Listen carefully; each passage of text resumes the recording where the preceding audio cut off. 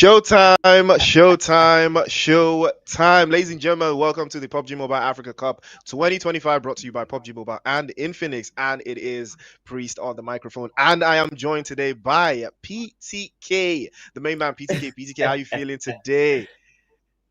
Honestly, one word, exhilarated, and I can't wait to see what is going to be happening today. Yesterday was crazy, but guys, you know what? Today is even going to be crazy. So I hope you guys are very, very pumped up. Get your popcorns ready because it is about to drop down. It is about to go down. I Priest!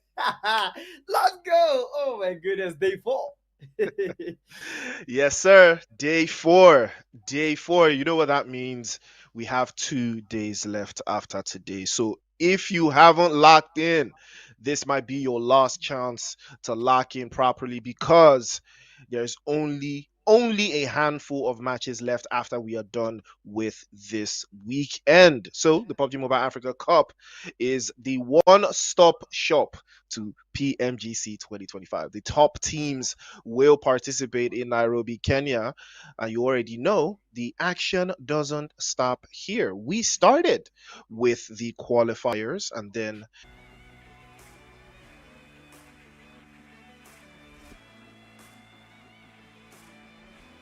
qualify from that stage to the group stage, which we are currently in. And we did have our first week between the 2nd to the 3rd of August, and then week 2, which we are currently sitting in right now. And we are going to have our 3rd week by the next weekend. And this group stage will have 3 groups. Groups A, B, and C, and the top 14 teams in the overall leaderboard will make it to Nairobi, Kenya. But that's not all. At the Grand Finals, 2 days of action on the 14th to the 15th of September. 16 teams will go head to head, and the winner will qualify for 2025 PUBG Mobile Global Championship in the beautiful city of Thailand. But that's not all. PTK, this prize pool, Yeah. absolutely incredible. 8,000 USD. I mean, Honestly, I think this is one of the best prize pools that I'm seeing right now, evenly distributed, and it makes from number 1 to number 16. That means that they have something to show for all of their efforts. And guys, for the first place, $2,000. That is insane, insane, insane. That means that everyone, the winners, they are going to be paid handsomely for their great efforts, for their skill, and for their prowess. That is the first place. Second place with the $1,400, which is quite incredible, and the third place $1,000.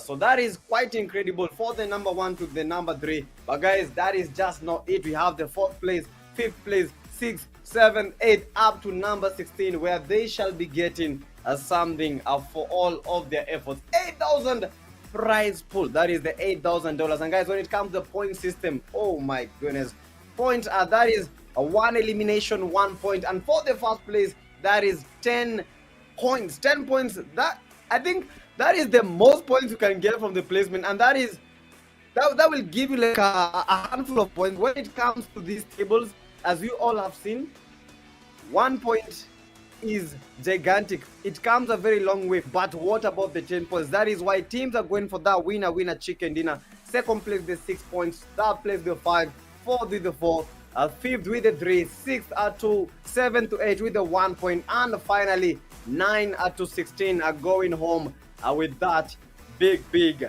0. And as you can look at the group distribution, we have Group A, Group B, and Group C.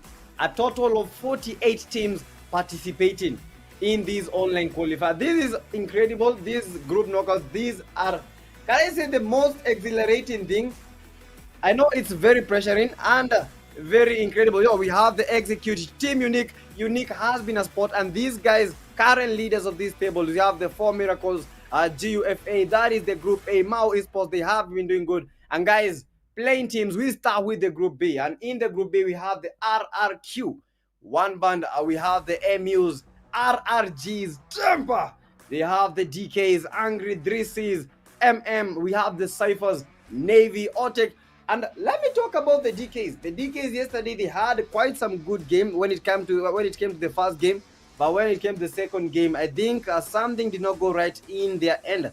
And as we can look, the 3 crowns, these guys currently third Nigeria has been represented, but these guys, they need to do some insane things. They need to bring all their action today so that they may secure that top 3 or even the top 1, because I don't believe like we have a very big gap when it comes to the number 1 to the number 3.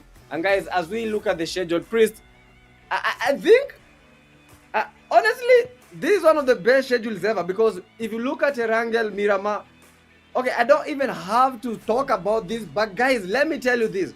When it comes to Erangel, I love hot drop in Pochinki. Although most of the times I will get one elimination, the experience, the thrill is the thing that I go for. When you go to the apartments, that is the same. When you go to Miramar, Pecado, a very big and a hot drop. We have Sunhawk, that's number 3, the land of the campus, the land of the strategies, the snakes. We have the match number 4 for the group A, that is Erangel. And finally, the match number 5, which is the one and only, that is Miramar. 5 games today, 5 matches today. Group B, Group C, Group A, Group A. Oh my goodness, I just can't wait to see what will be happening in today's games as we continue with the action. I hope you guys are pretty pumped up, because today, day 4, guys, I'm telling you, these will be incredible, Priest. These will be something to look out for. Absolutely right. As you can see, Team Unique still in the front foot, and they are looking very good. I think we are having a little bit of technical difficulties with the assets here, but I think they do have 77 points. Hopefully that, yeah, it will be 77 points. I think that can be fixed post-production. But Zeus Esports is accurate, 76 points in a second place. And, you know, 3 Crown Esports, 5 games played, 65 points to the good. Oh, it's been sorted. Big shout out to production for sorting that real quick. Temper in 4th place, 60 points. Angry Smoke in 5th, 58 points. Remember, these teams all have 1 match to play today. Only 1 match today, so they have to make it count. Neon Rising as well, they will play later on. 2 matches to the good. MAU Esports as well. But RJC currently sitting in 9th, looking very comfortable. 4 matches played. They do have over 6 matches to cover the deficit with, so eyes will be on them. 10-11 Ecstasy drop all the way to 10th, tied on points with Team Execute as well. Glory with 41 band also in the final boss F4 and 21st Century. Now these teams are sitting in the top 16. These are the teams you need to be looking out for, because every single point at this stage is very, very crucial to their qualification to the Grand Finals dreams. Now PTK, you've seen the leaderboard, you've seen some of the teams that are currently sitting in that position between 9th, you know, to 16th. Do you think that they still have what it takes to keep the other teams from overtaking them, you know, to this final stretch of games? Honestly, I believe that will be hard, because looking at the teams, look at the teams like Unique. They have played already 6 matches. But if you look at the 3 Crowns, I think they are 1 match short, right? I think they are 1.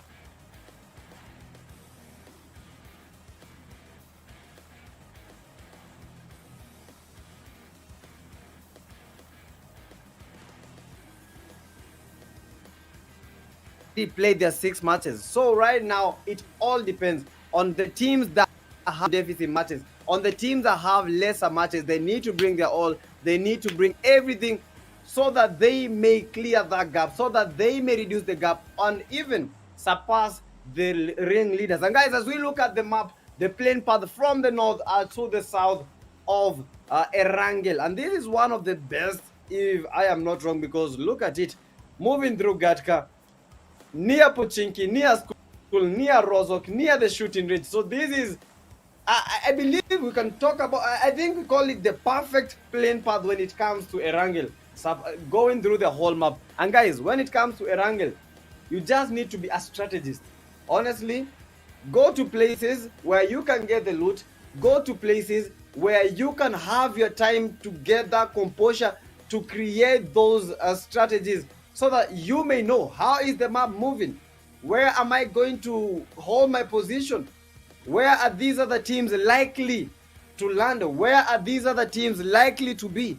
Those are the questions that you need to be asking yourself. But you need to land at a place where you have the time to do this. And guys, as we continue the action, don't forget this is the PUBG Mobile African Cup. Africa, our time has come, and Africa, our time is here. So let us show what we've got, please. Let us show what we are all about when it comes to PUBG Mobile eSports. And that is right. Well said, PTK. Our time is now, and no better time than the present. Interesting playing path, though, from the north to the south, cuts across a little bit more central. Those teams that do love to play out of the center, I think they are going to love this one, though. Rescue Esports and Eclipse Esports already on the front foot in Savernia. A little bit of a clash here. Angry Smoke and Eclipse might be going head to head. I don't see Eclipse taking this one, though, because of the way they are scattered around. Angry Smoke have a better position. You can see Aspect playing off of that rooftop position. It is looking good, but Cypher already on the front foot, and that will be the first elimination, first blood. Richaro has been sent back into the lobby, and that is a very, very quick start from Cypher. And now they will have to capitalize on this one, as they have started to add the eliminations and add the numbers into their own tallies. Big opportunity for them to advance. But PTK, you've seen the teams, you've seen the strategies. Now, like you said, you got to avoid a little bit of confrontation too early, but you see that some of these teams, they're not going to listen to that one immediately. Like I said, Eclipse Esports, they were in a bad spot, and Angry Smoke will take advantage of that one. Couple of bodies already flying up in the air in Saverni. Now, you know how Saverni is. MLK does get the drop on Ocean as well. Difficult position if you want, to land on any team, if you want to clash with any team in a drop spot position. I don't think Saverni is one of the best places. What do you think? Honestly, looking at all the games that we have been playing, Saverni these days is a hot drop. So you need to avoid the plays as much as you can. If you are not going for that early push, if you are not going for that early fight, because most of the fights that are happening, look at the RGCs yesterday, they were eliminated fast because of that. Landing in Saverni, taking the early knocks, taking the early fights, and that is how you lose a game. That is how you might win, but chances are you might also lose the game. And as we have seen, the Angries dominating Eclipse, and the Eclipse have seen total darkness in broad daylight. As we continue, guys, Cypher, they have one elimination fighting against the OBK, and the Cyphers are looking to make the push. Oh my goodness me, Cypher Unique are taking quite some damage, trying to get that position, trying to get at the location of all these OBKs. Originals, we are coming for you. These are the Cypher esports, and they are not joking around. DBK Regera trying with that Bison, with that pump shotgun. It is a 2v4 situation at the moment. DBK only 2 of the players are remaining. Will they be able to capitalize on that casualty that they have suffered under the hands of the Cyphers, or will they also be led to the lobby as their teammate or what? And guys, Temper esports, Temper running now. Oh my goodness me! What a knock from the Temper trip, and taking a trip to the lobby. Oh my goodness, a Shad right now left in Shad, left in pieces, left to cry in the lobby. It is as fast as that. You just have to collect yourself. You just have to have the location. If you don't have the location, that happens, and that just happened. As Yomit are getting pushed by the RRQ. This is a one-man army. I don't know where the teammates are, but it is a 4v1 situation at the moment. Coming with that hovercraft. Yomite with the push. Oh my goodness me, with the UMP. That SMG, they are throwing the nades. They are cooking the nades. Come to the kitchen, because we are definitely cooking. Yomi trying to smoke the area. Oh my goodness, the radar smoke. Oh my goodness, they are making the push. And the man himself, he needs to clutch of this one before. It is a 1v all, and he goes down. And goes down quick. Please, I don't understand when it comes to strategies. Why do teams separate? Because I've seen it a couple of times. I don't know. I don't understand. Why do teams separate? Why do they go their own ways instead of sticking together as a group? I mean, that's a valid take, very valid take. But, I think it's always about intel I think it's always about information. You can tell the other teams like you can. That would be very possible. But again, you always have to think about it. If you are spread out, you get more information and you can use that information to your advantage. The only thing is, it's a high risk move. It's a very high risk maneuver, because one of those players can easily get caught out and they can be in a lot of trouble. You can see Regera now, he's out in the open in a potential 1 versus 3. Things are not looking up for him. Savage, also, sorry, in a 2 versus 4. In a 2 versus 3 against Cypher, Savage actually tries to, provide a little bit of cover there, but again, they are exposed. You saw the same thing happen, to the Mad Monkeys. They get caught out in the open. Things get really, really rough for them, and they don't advance any further. And I think personally, they're just out of their depth. When you want to play that way, it takes a lot. It takes a lot of skill to be able to put yourself in wide angle positions, off angle positions to gather intel and hope you don't get discovered. That's just part of the package. But these teams, some of them, they try this, but unfortunately, this is just not one of these situations to try this in. Regera continues to mount the pressure on those. Cypher trying to get an angle. They do circle back. Savage hops out of the window immediately there, swaps through, and a little bit of intel being fed to him there. He tries to hold it down. Big opportunity for them, though, if they did have the element of surprise, but it looks like that will not be the case. It looks like Ruthless Esports have sunk their teeth into Mercenary Union much earlier than one would have wanted, but it looks like that's going to be what the case is this time around. But OBK, 2 versus 3. Uniques is just in front. Potential 2 versus 1 here, but his teammates will provide some sort of protection. Sasuke pulls up immediately as well. 2 versus 1 now, but the DBS there in Regera's hand could prove fatal for Sasuke if he's not careful, and they will be circling backwards again. And he does have the stun grenade trying to shut this down. The DP28 and the shotgun will work hand in hand, and Regera will go back again. 2 versus 1, just like PTK said, it's a 2 versus 1. Savage could not provide any protection, and now it's a 3 versus 1, and DBK could be, OBK could be in some major trouble.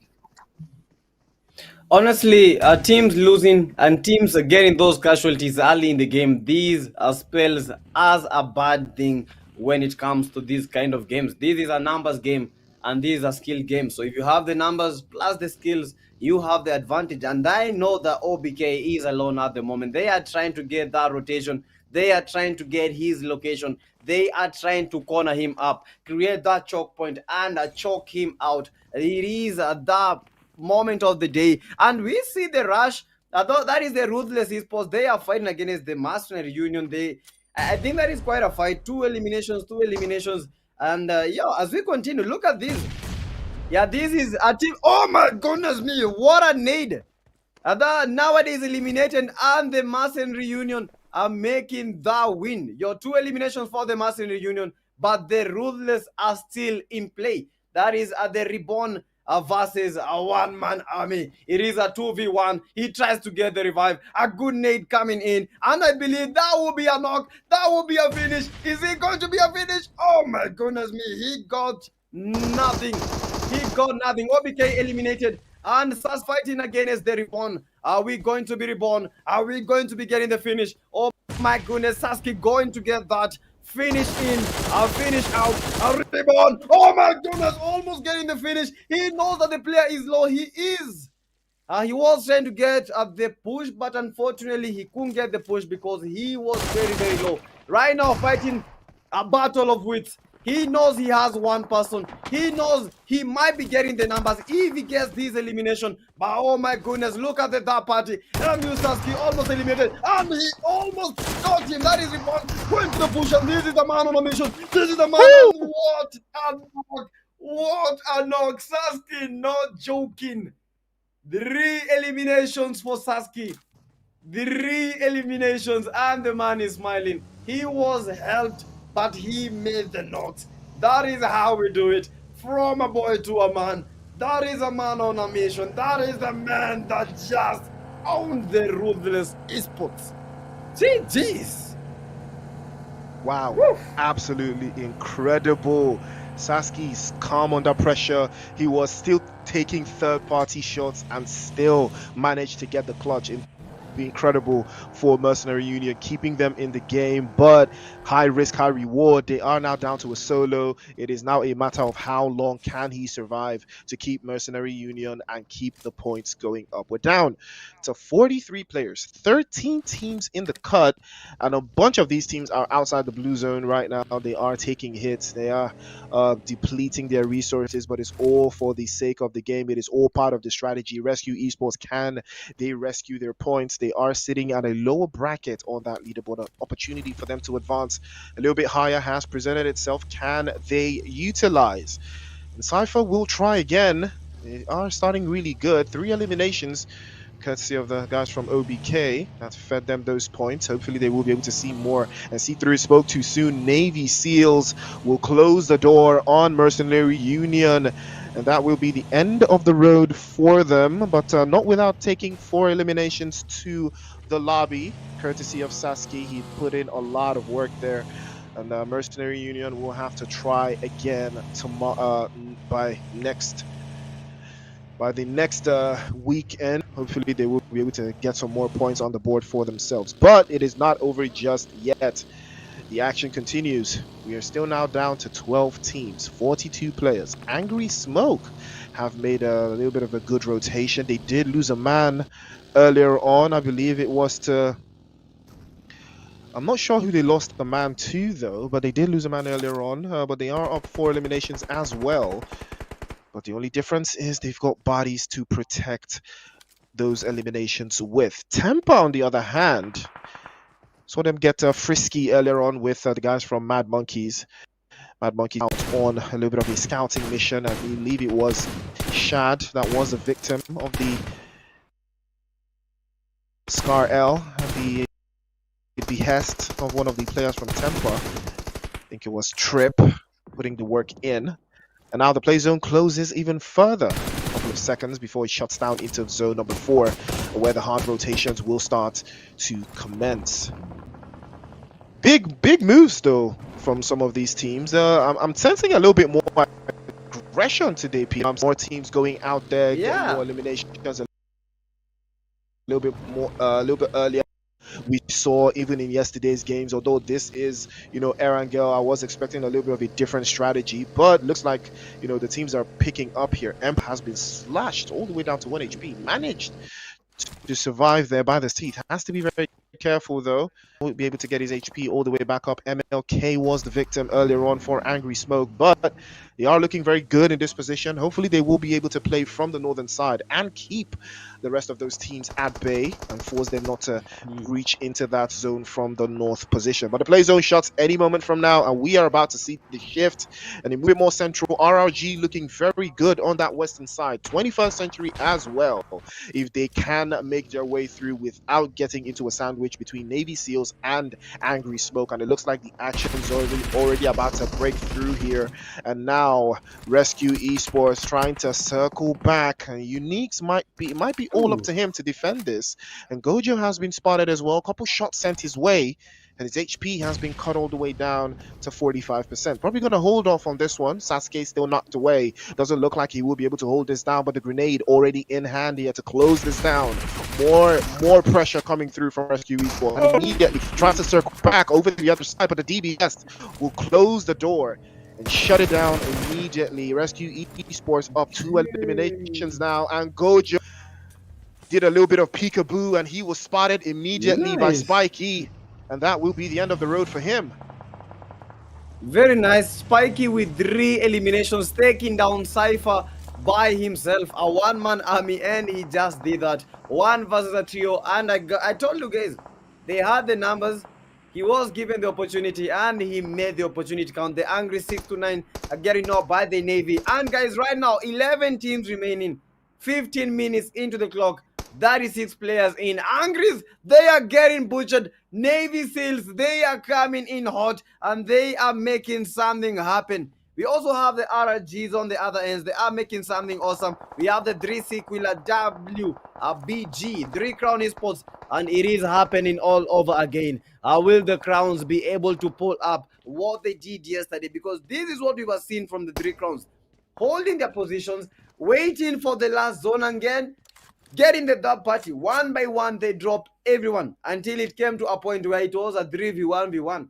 You can never win such a situation, and that is why they had the numbers. That is why they are doing this. But the question is, will it work today? Is the same strategy be able to work, or are the teams already adapted to this kind of strategy? Hence, they are going to spoil the plans for the 3Cs. It is a 3-crown moment. Are they going to be crowned champions, or are they going to be crowned leaders of the lobby? As we know it, guys, 10 teams. Let's go. Navy with the 4 eliminations, RCs with the 3, Temper with the 1, RRQ with the 1, 3Cs with the 1, RRG with the 1 band with the 1 elimination, 21st Century with the 0, and Zeus with the 0. Hey, as we continue, we've seen a lot of early fights, but is that really going to work today? Look at this. The zone is closing in. One of the smallest zones ever. Stage 4. We've seen zones go to up to zone 8. The stage 8. I don't know how do we even get to like stage 8 with more than 10 players. Most of the time stage 8 is the smallest zone ever, but we still have players surviving. Like 5 teams. I've seen these a couple of times. 5 teams in the last stage, the stage number 8. But guys, as we look at this, we beg to wonder, who is really going to win this game? No team is weak. Every team very strong. Every team very high-willed, high-powered. But who is going to win? Is it a game of skills? It is a game of skins. Is it a game of the numbers? I just don't know, Priest. And I am just waiting to see that. I'm willing to see it as well. Is it a game of skill? Is it a game of luck? Is it a game of numbers? Well, it is the PMAC. That's what I'll tell you. It is the Pubg Mobile Africa Cup, and you already know these teams are vying for that opportunity to get to the finals. And now it looks like RRQ, things are looking a little bit tough for them. Ooh, that's a good spray from Uda. They're trying to shut this down there. Tempa trying to circle back again. They will get into the hoverboard and crack inside, but yeah, the bait and switch, the old bait and switch here. Tempa, they're surging through. RRQ is in serious trouble right now. 6 guard with the DBS cracks inside again, gets the drop over to the other side, and it looks like Rescue Esports might want to get a piece of the action as well. 6-9 will bow to the guys from Tempa, and now they will just be down to 1. And RRQ, they're losing out. 1 grenade could change things here, and he does connect. Can he go for the flush? And it looks like he might be going for the second. He does get 2 immediately as well. Temper could be in trouble here. 3 Crown Esports, they spell blood in the water, and the third party could circle back again. Nuda goes for the third. Trouble right now. Temper capitalizing, not this time. 3 Crown Esports from the backside will third party, and they will feel it this time. 3 Crown Esports said everybody's gonna feel it. Nobody's gonna survive. Temper will feel it this time. And RRQ will survive, but just by a lick of paint. 3 Crown Esports could capitalize on this edge of the circle. Eastern side, a grenade over to the top could connect. But that is a beautiful third-party angle from 3 Crown Esports at the right moment. This is exactly what happened to them yesterday. Tempa did the exact same thing to them in Miramar, and it looks like that would not be the case this time. 3 Crown Esports would reverse the aesthetic, and they would come out on top. And now another opportunity for them to claim this position in the zone. They could work out immediately as well, but he gives out his angle and his position. 4 will get the drop with the DBS, and that will be the end of the road. 3 Crown Esports will add more bodies in their wake, PTK. Oh my goodness, what a 1v3. I was expecting a 1v4. If it was not for that party, I believe that a 1v4 was imminent. I believe a 1v4 was cooking. Bro, that guy was on fire. RRQ's very happy of that player. He made that count. 1v3, almost a 1v4, but look at where they were. Tensions running high at the center of the teams. That is, we had the RCS we had the 3 crowns, and we have another team, the team that he eliminated. I don't remember the name actually. I think Prince to remember the name. What team did he get? I think he did a 1v3. I think it was the Tempers. Yeah, it was the Tempers. Yeah, that was the Temper. That was awesome, man. One man at the center of 3 teams, and he made a 1v3 possible. And the final third party from the Crown Esports helped him to survive, but they helped him and then they took him out of the room. It happens at times. You might be helped and you might be helped back to the lobby. As we continue, guys, teams remain 18 players in total, 21 minutes into the game, and the RCS, they are making that rotation. They are going towards the one band, and they know that the tunes are here. They know that the music is here. One band, come on, boys. We are coming for you. We are the RCS question on. That is Aura, and bring in the Aura, bring in the dust, bring in the push. These men are not joking. These men are going for it all. This is the Aura. Aura. Got the knock. They are trying to get the finish. 5 eliminations for the RCS, losing Rashiano. A rush to the lobby. A rush to the hospital. It is the RCS battle, RRG battle. It is one band. So 3 teams in this area, all trying to close in, all trying to get that in, all trying to get that win. 3 V2, a V3, 7 for Navy, 5 for the RCS, and the man is making the push. The Crown Esports, a 1v1. Oh my goodness, CBS battle. Got this. This is me. One band got the knock, but got knocked by the Navies. That parties are just insane. And that is just how the Rescue Esports have been eliminated. Oh my goodness me. What is with this that party, Priest? The third parties are way too much. I think you can't expect any third party. People and teams might be at places that you never thought that they would be. But that was an insane game. Navy, they had that good positioning for the third party and they made it count. Right now, 8 eliminations and the current leaders when it comes to the eliminations in the day 4.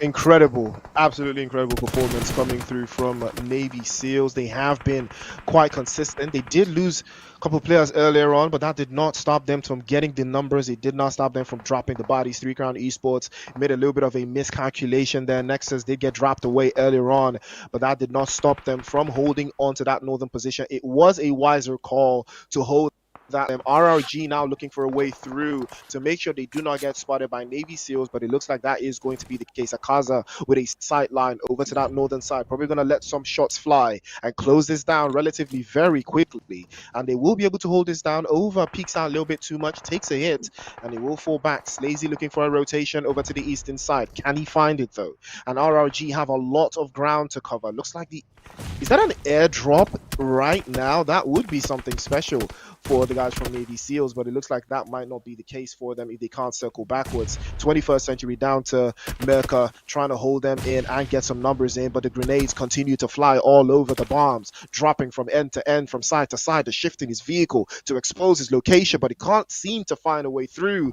Navy SEALs, on the other hand, they could close this down if they can find the angles, but RRG will not allow. 3 Crown Esports also soaking up some of that pressure. Big use of the utilities there to circle vent and hold that position. Merca has been spotted and they are trying to close this down to make sure that that position will not be capitalizing, and he circles back again, and that might be the end of the road for him. He peeks out, couple shots again, fades 1 for 1, and he does get the drop, and he does go for the flush, and that will be the end of the road for 21st century, but not without 3 Crowns taking a major hit.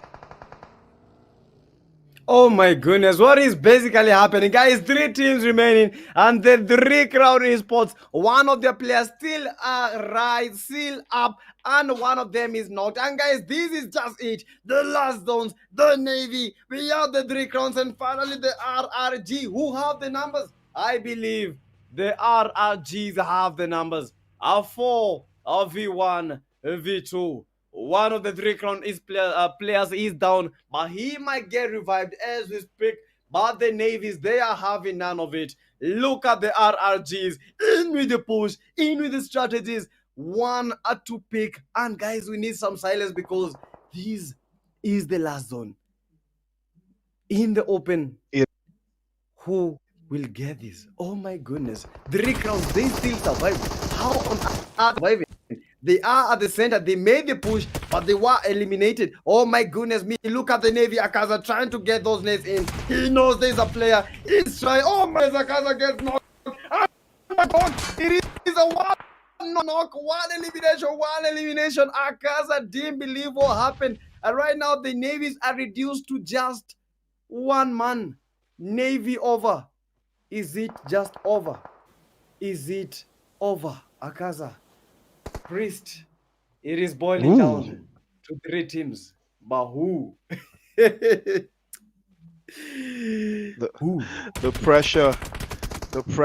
pressure is mounting. Navy SEALs, they have started to feel it now. They started to see, but immediately Quilla will turn it around and tear it through, and that will be the end of the Navy SEALs now potential chicken dinner here for 3 Crown Esports if they can find a way through. It is double RG Astronova trying to close this down. Ucini plex through to circle back. They are playing behind the hail bales. It's a 2 versus 4.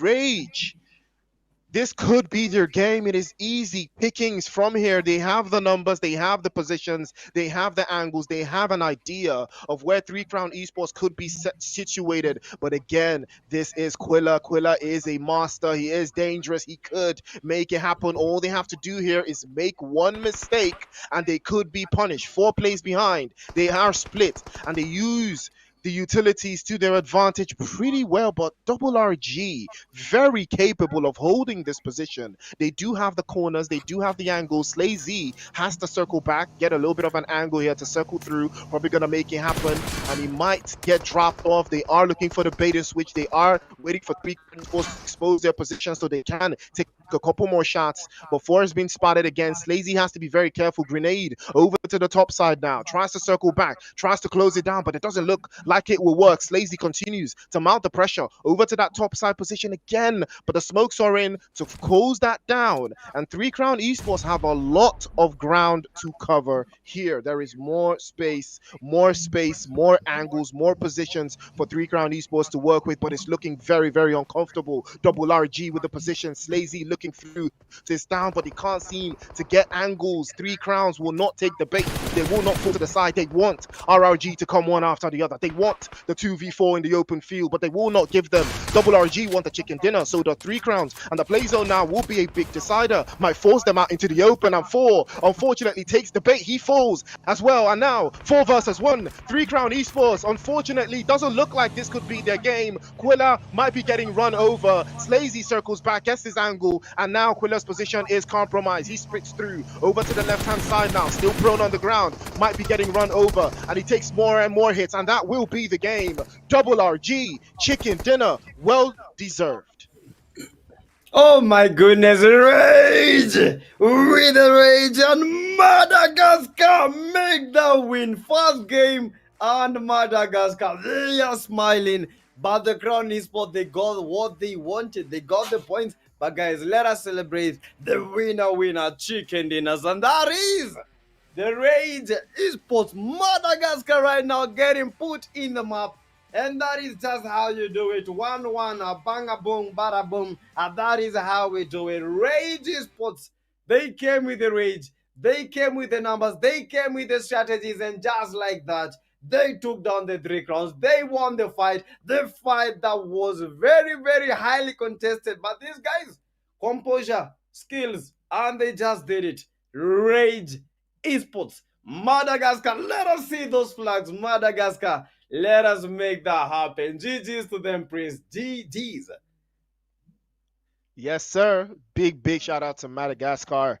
Double RG Astronova in the cut. They did get that chicken dinner, well deserved. They played it slow, they played it perfectly, they played it exceptionally. They did not leave any stone unturned. They played from that building that they had. They didn't commit too many bodies. They didn't get carried away by all the action that was going on in that zone. They just wanted the chicken dinner. That was going to be the best possible result for them. Unfortunately for Three Crown Esports, they made a lot of mistakes with their rotations. They did get caught out, especially in that 1v1 between Nexus and one of the players from Rescue Esports earlier on. Didn't need to happen. He didn't have his teammates covering him from the hillside, after they eliminated the guys from RRQ and Temper. So unfortunately, just didn't pan out the way they wanted. But Double RG, beautiful performance from them. Navy SEALs as well, honorable mention. They were in the cut. They were putting in those numbers, and they had an amazing performance as well. But it is not over just yet. This is the end of the road for this group. But it is not the end of the road for them in the tournament yet. Oh, and guys, the MVP. They did not win the match, but they definitely won the game of the numbers when it comes to eliminations, when it comes to the gameplay. That is the MVP of the match. That is the Navy SEAL Gabon with the 4 eliminations. Didn't have any assists, but this guy, he made it happen. Healing done, 337. He survived. He got 6 knocks. Oh my goodness, where did the 6 knocks go? I think 2 of them were stolen. But he got 6 knocks. That is why he is the MVP. Navy Akaza winner 9. That is the man that made it. And that is how the numbers don't lie. He did it, and GG's to him. Oh my goodness, getting the MVPs, you need to understand this. Getting the MVP, this is one of the hardest things ever to get in these games. Being everyone is good at the game, everyone very competitive, everyone very able of getting the eliminations, very able of getting the knocks, but that is the man. That is how you do it. Navy Akaza with the top player heading. That is the 4 eliminations, 6 knocks. He did a very good job, guys. Look at the Angry 6 to 9. He got the 2 eliminations, the 2 knocks. RRQ, 3 eliminations, 3 knocks. Oh my goodness me. MU Musasaki, this is the man that clashed against the Ruthless Esports. He got the 3 eliminations from the Ruthless, and that is why 3 eliminations, 2 knocks, 408 damage, and 5 Angry aspect the aspect of the game and get the respect in his name.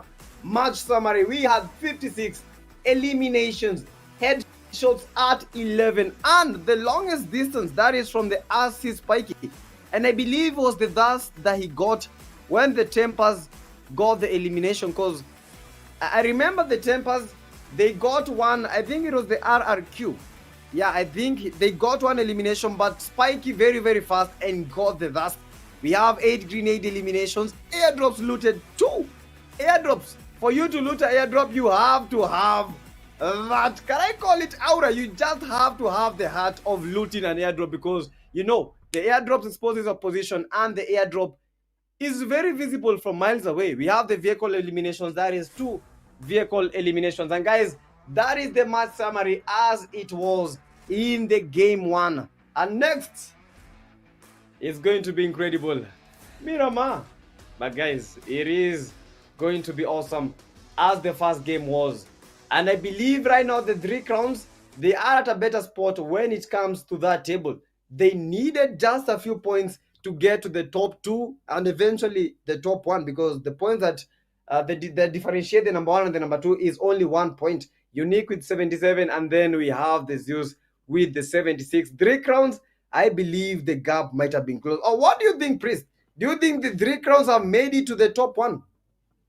Yeah, I think so. I think so as well. But, before we break down the leaderboard, let's take a look at the highlights. Let's see what all of the action from this past match was going to show us. And let's take a look. We started off with Angry Smoke, giving a beatdown to the guys from Eclipse Esports, again losing out. But then that was your might going down to RRQ. Mad Monkeys, unfortunately, pressure was on them. OBK trying their best to do something out of this one, but unfortunately Cypher had them locked down. Sasuke with the final blow there. It was a very, very, very tricky position for OBK though, because Savage also did get caught out there. But this was the highlight for me, this engagement between from Mercenary Union and the guys from Ruthless Esports. It was a very, very tough 1v1 situation. But Mercenary Union did come out on top, Saski keeping the pressure down below. Cypher still continued to apply some more pressure there, but they were no match this time for Rescue Esports. Rescue Esports putting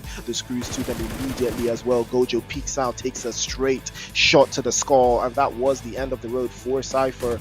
But they did put in some eliminations there, but this was another nail biter. Take a look at Ruda trying to close this down in a 1v4, dropped 3 bodies already, and he was about to go for the 4th, but 3 Crown Esports came just in time today, and RRQ unfortunately did turn out to be the victims, 4 with a final hit, and sent RRQ back into the lobby.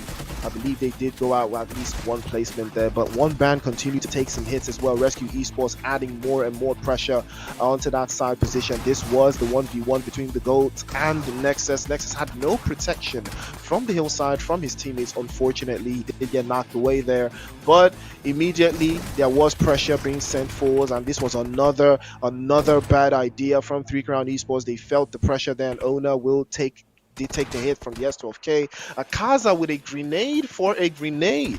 They traded that one off. Overs went to the other side. 4 gets knocked away there. 3 Crown Esports again, they did lose out to that one, but Quilla was there to close it down. 5 eliminations for 3 Crown Esports, but 4 made the mistake of peeking out a little bit too much, and he got dropped as well. Quilla tried to go for the drop, but unfortunately he was exposed, and 3 Crown Esports got dropped by Double RG. And that, ladies and gentlemen, was absolutely incredible, PTK.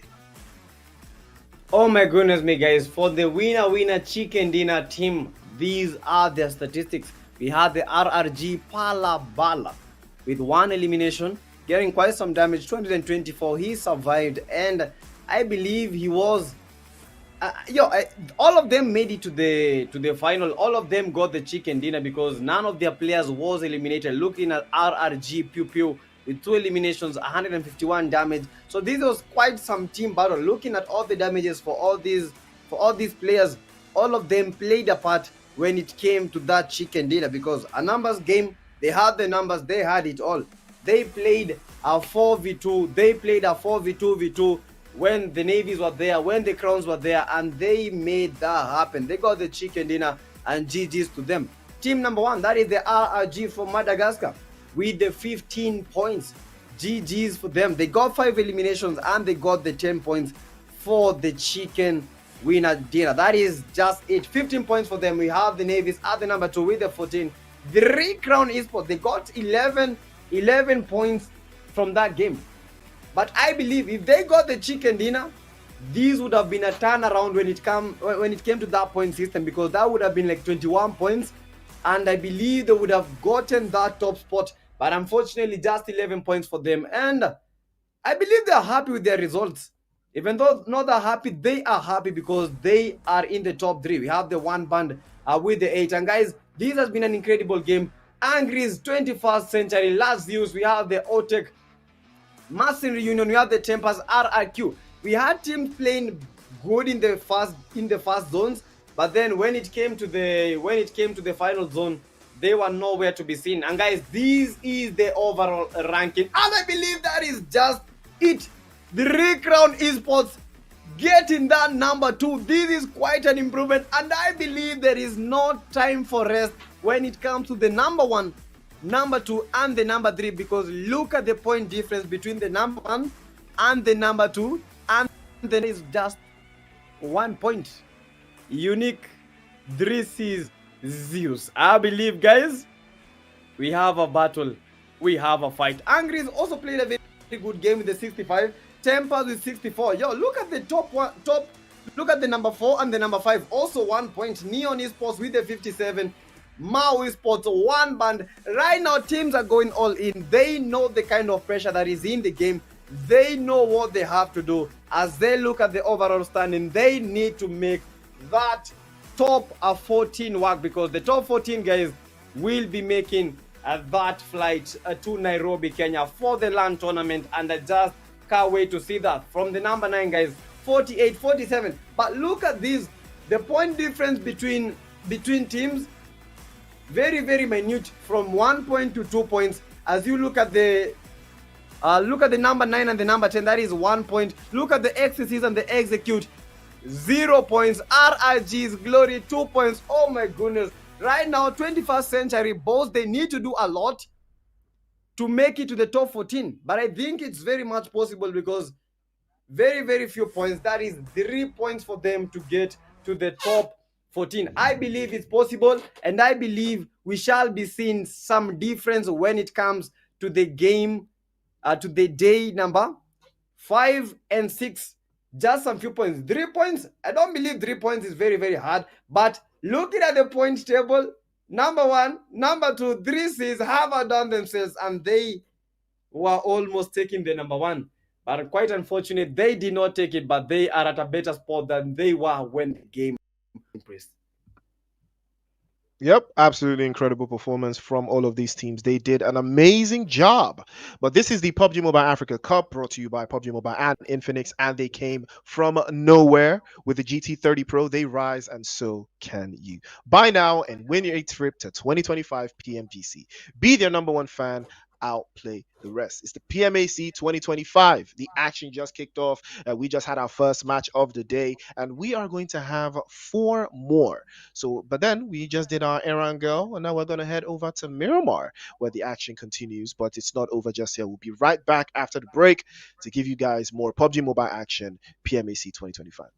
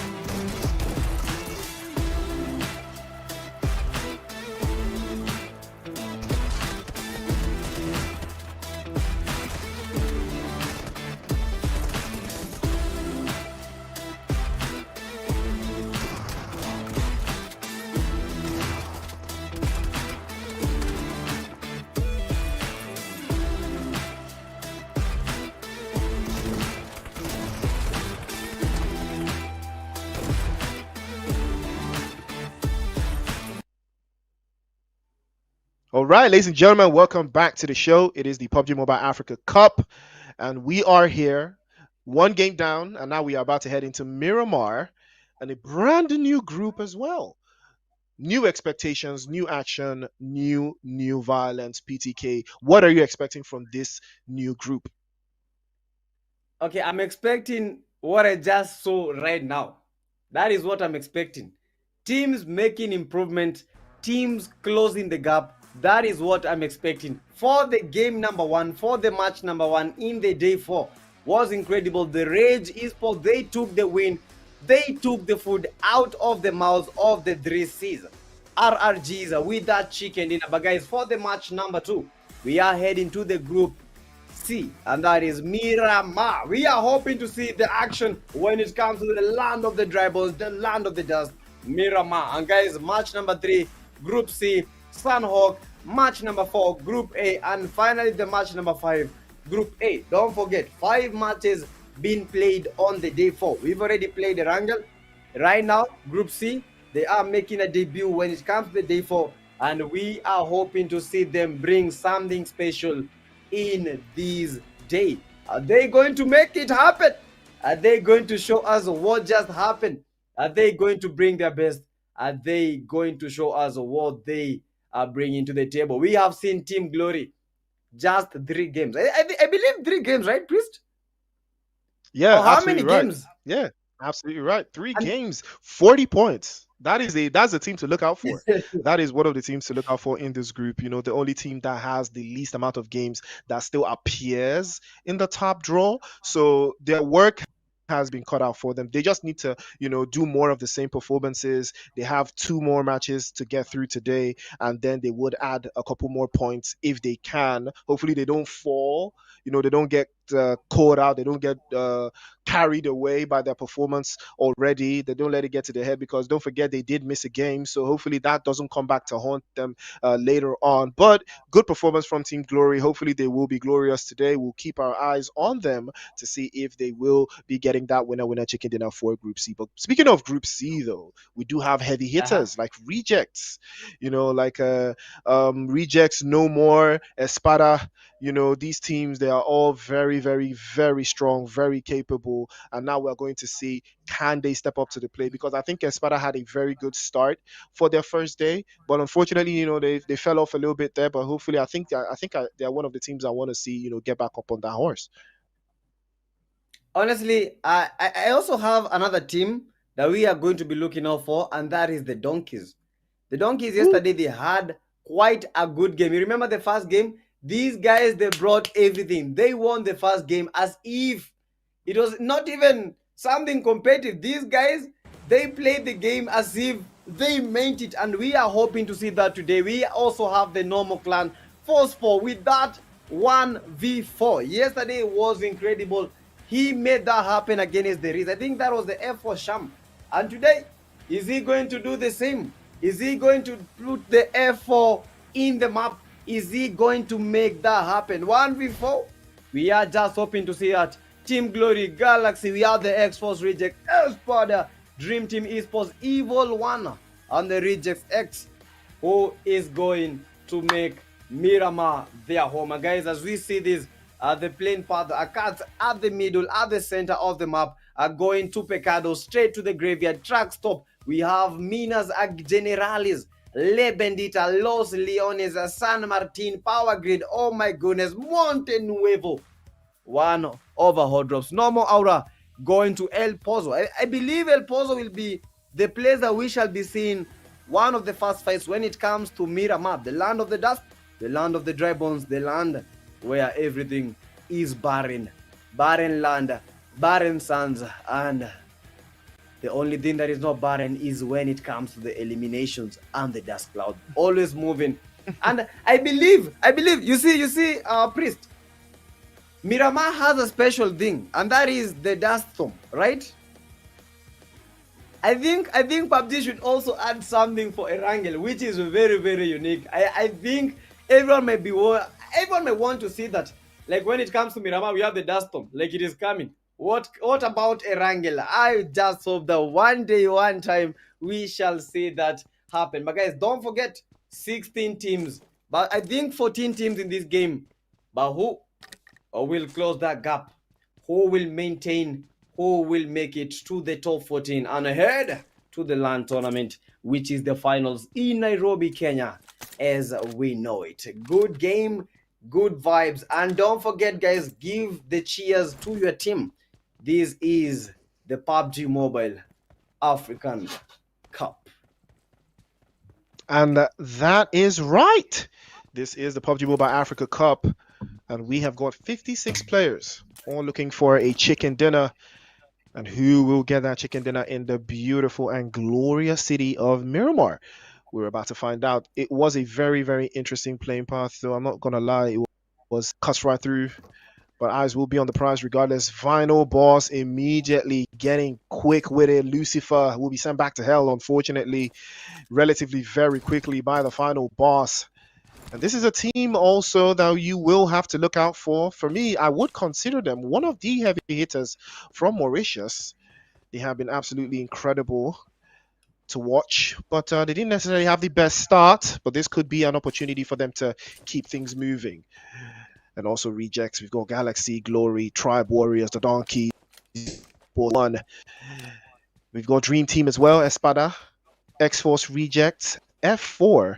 F4 is another team that has a lot of ground to cover, but they are not too far away from maintaining a top spot in the overall top 14. The Black Panthers as well, and No More Esports, all of these teams in the cuts, looking for more opportunities here. But we're going to see for ourselves if they will keep that pressure on and keep the points to the top, very, very top. But Final Boss have a plan here. They can see their way through, and they are going to get a drop again onto the guys from Evil 1. And a big opportunity for them to add some more points. Good start for Final Boss, don't you think, PTK? Oh my goodness. First, I was shocked because of that spray. Look at the spray. One of the best sprays that I'm seeing with an M249.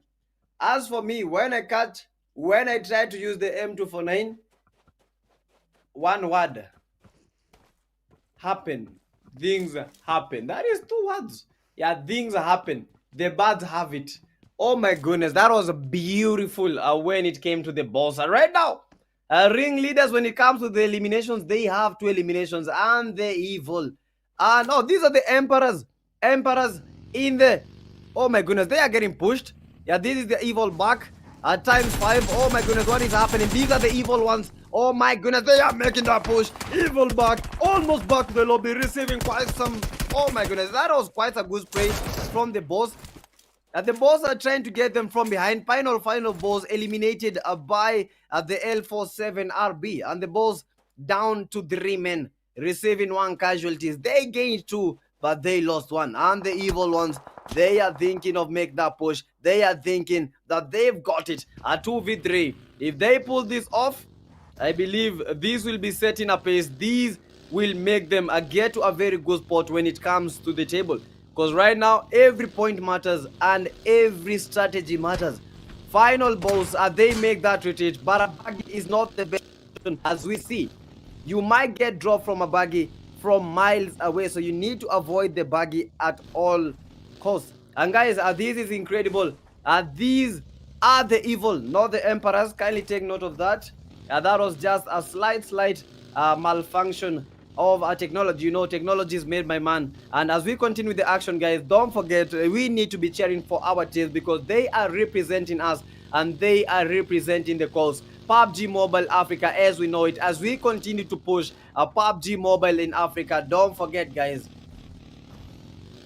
that GT20 Infinix. I don't want to say much, but guys, you get the idea, you get the notion, you get it all. And as we continue, we have 53 players remaining, 14 teams in total. And Priest, I had a question. When it comes to a 1v1, I want you to choose one weapon. Is it an SMG or a shotgun when it comes to Miramar? Ooh, when it comes to Miramar, I would pick the Vector. I would pick the Vector. I would pick an SMG. A Vector with an extended mag. I would pick a Vector with an extended mag. But I don't know if the Vector Miramar though. Is it in Miramar? Yeah. I don't think I see it. Honestly, I've not seen it that much. Yeah, I don't think it's in Miramar though.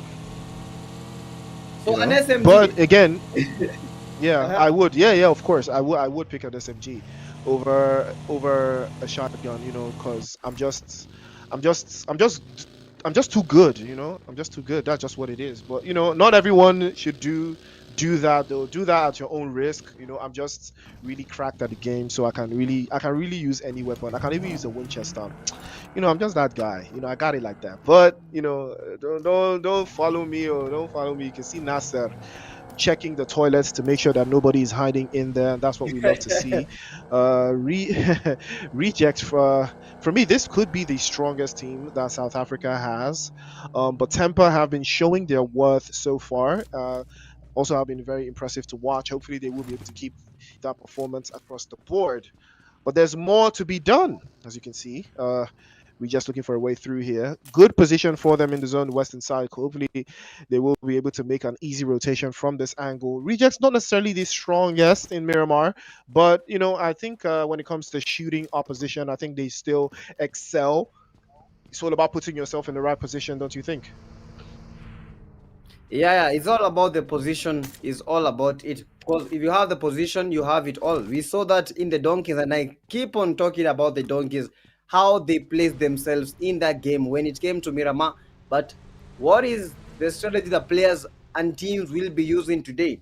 Because I think we need to see a new strategy. Teams are already used to seeing some very specular and very familiar strategies, because the thing has been make it to the zone on time or play by the play zone. Hold the compounds on time, like in time, and you get to dominate the game. But I think we need to see something new. Something new might shock all the teams. It might work.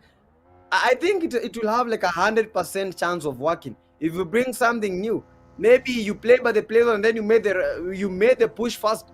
I think it might work, because teams right now, I believe we have some teams that are comfortable. They already know the kind of strategies that teams are using, and they will be trying to counter that. They have been working to counter that. So I believe teams right now, they should be working on new strategies of their own, original to the team, so that they may be able to get a win, so that they may be able to dominate. Otherwise, it will be a very 50-50 chance for all these teams, for all these players to make anything happen. Because as it goes, bring something original and it will gain more than can I say I'm trying to find the word, but the word is not coming. But something original might win this. Something original made by the players, made by the teams. And guys, as we continue with the action, still 10 minutes in the game, 14 teams remain. Who will be able to win this? Glory. Right now, these guys played 3 games and already at 40 points. So these guys, high contenders of this match, they might make something happen out of this. They need the points because they missed one game. They need as many points as they can garner. As we continue, we have the Galaxies, the RGCs, both already with the 2 eliminations. No more. Still in the game. They are not no more, but they are here. Still at a full team. 53 players. Who will get the win? The zone moving slowly, but the zone moving faster for the teams. Because I believe at times, Priest, maybe us as we are watching, or the audience as they are watching, they might be seeing the zone is moving slowly. But when it comes to players, the zone shifts at a very fast rate. I never understand how.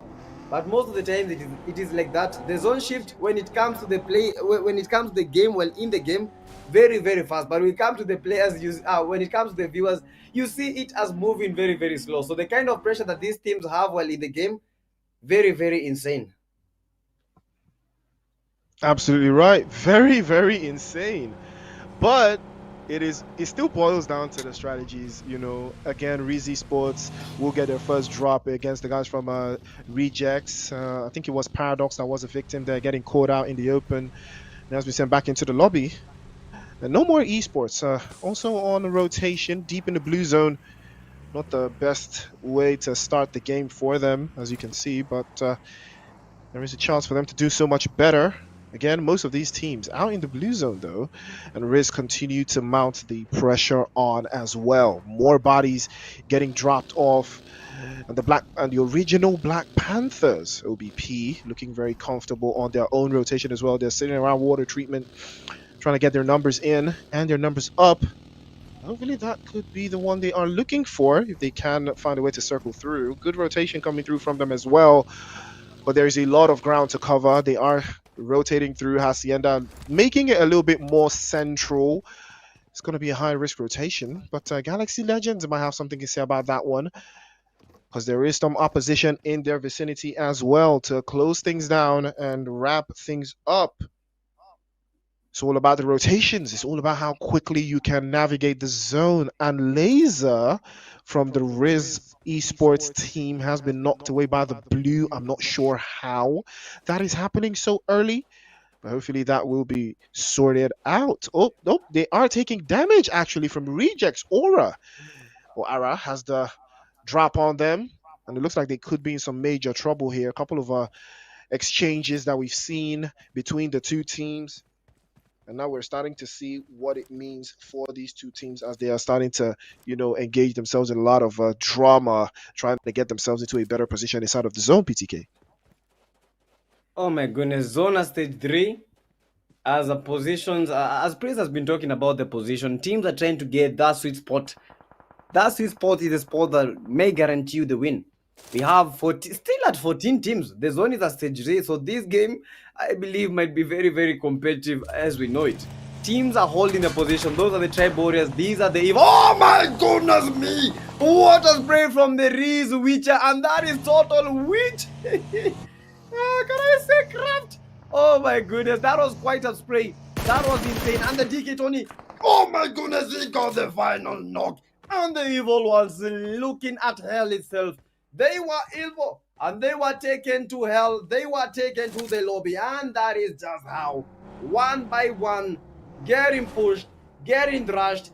DK's made that advantage. The Riz, they made that knock. 2 eliminations for Riz and 1 for the DKs. Right now, the OBPs, one of their players is down as we continue to make the action happen. Right now, we have 13 teams remaining. Look at the spray from the RGCs. Incredible, both with 3 eliminations. That is yet another knock for the RGCS, the man that has gotten a lot of eliminations when it comes to this game. 11 eliminations for this man. That was in the day 2. As we continue with the action, evil ones are out. No more, with only 2 players remaining. And I believe Galaxy, they are getting some fights. The Riz with 2 players remaining, and the boss with 1 player. With 1 player out of the game. And guys, this is insane. 46 players, 13 teams in total already into the game. OBP is no more getting knocked by the play zone. How are players getting knocked by the play zone? I think teams should be moving with the zone, not moving within the zone. Because this happens, and this is happening right now. And guys, as we continue, our Riz are getting knocked, Riz Haki, and the Riz are out. Oh my goodness me. What is just happening? And I believe Espada may be making something special. They might be cooking something special, Priest. Are they going to make this win? Are they going to win as the other teams have been winning? Madagascar has been on top. But Espada, are you going to bring the action home? Are you going to bring that chicken dinner? They are watching, and they are watching you indeed. DK Tony getting up by the RGC Nase as we continue, Priest. This is quite some game. Teams that we thought would win the game getting eliminated in the first zones, getting eliminated, getting a lot of casualties. Honestly, what is happening to these teams? Are they comfortable, or what is happening? Honestly, look at this RGC Nasa trying to get the GKs. He knows he can get all of them, trying to get the feed. DK Leo almost getting knocked. Oh my god. This is the last zones. Stage of 4. And still 39 players. That is a lot of players. 39 players. That's a lot. And the numbers will start to dwindle as we advance a little bit closer to the edge of the circle. To the end of the circle as well. The donkeys are taking hits. Leo has been sent back into the lobby, and they are down to just 1. Diedra is going to be the last player for the donkeys here, and he makes a critical rotation over to the eastern side of the circle. He might be spotted out here, but there is a lot of commotion going on in this area. Now Rejects in trouble. S has been knocked away courtesy of a mini 14 from all across the way, but Nasser will go for the pickup. And this is it's a high-risk maneuver here, but it looks like it might be working out. He tries to pick up his teammate. It would be ideal to put him inside the car and drive. Baby continues to mind the pressure onto the guys from Rejects. It looks like Anos has been knocked away there, and he has been taking hits. He does fall. Deirdre will claim that elimination. DK will be up to 2 now. S, unfortunately, will succumb to his injury. The play zone will claim him, and Dream Team now setting their sights onto the guys from Espada. And Deirdre, unfortunately, will be sent back into the lobby as well. DK, nope, not too many points added here. Just 2 eliminations to the good. We're down to 10 teams now. 33 players in the cut. And Lord Shadow looking for a way through to close this down, though. The Black Panthers, on the other hand, have been on the receiving end, and they will lose another. Lord Shadow being the victim. Try to hold that down over to that southwestern side. It didn't look like it was going to work. Atomic and Burdette will be the last ones left. Espada with a hillside cover and an angle to close this with. And Force 4 will be enjoying a little bit of protection just south of Los Leones, and they will be feeding intel, and they probably have a sight line onto the guys from Galaxy Legends. No eliminations gathered between these two teams. It's going to be a matter of who does it first, but Galaxy do have a better spot. They do have the zone to work for themselves, and they might be able to capitalize on this going forward, and it could be anybody's game, anybody's opportunity if they make the right calls. The Black Panthers, or the original Black Panthers, just gonna hang around in La Bendita. They do have to move sooner rather than later.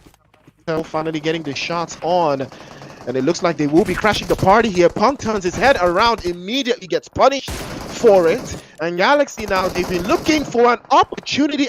You can't tell me that M24 hit that player that was driving. That would have been something absolutely despicable if that made it through, but Punk still knocked away here. Galaxy in trouble. Force breaching through, but they will take a hit. Gung also goes down immediately. Riz will shut the door. Now opportunity for Galaxy to hold the lines here. They still have a player knocked away, but here comes Force. They want more. They want the action. Sham immediately uprooted. For Azrael will be sent back to the heavens, courtesy of Galaxy. And that will be the end of the road for the Force. And the Force will not be with them this time. They will go back into the lobby. Yo, that was quite a game. Force for Sham. He had made the surprise push, but right now, he was surprised with the lobby. That was a GG's. Look at Arara, final boss getting no glory. These are the guys that right now they are looking to win the game because they only have 3 games to their name, to their tally, so they need to make the game count. Down to 3 players, 2 eliminations. That is the total elimination for this team. But the question is, are they going to capitalize? Are they going to make this game happen? You have the RGCs, River Farm on the downhill side. We have the OTS. Oh my goodness, those are the OTPs are still holding their position. Oh my, they are. I think this will be a nade battle. Trying to throw the nade in. That is the edge in Ase. Almost receiving a nade, a good nade, but the nade was short-lived. We have the RGCs. Are they going to survive? It is a battle 4v3. OTS, DDXX. We have Nova. Oh my goodness, Glory M7 getting knocked.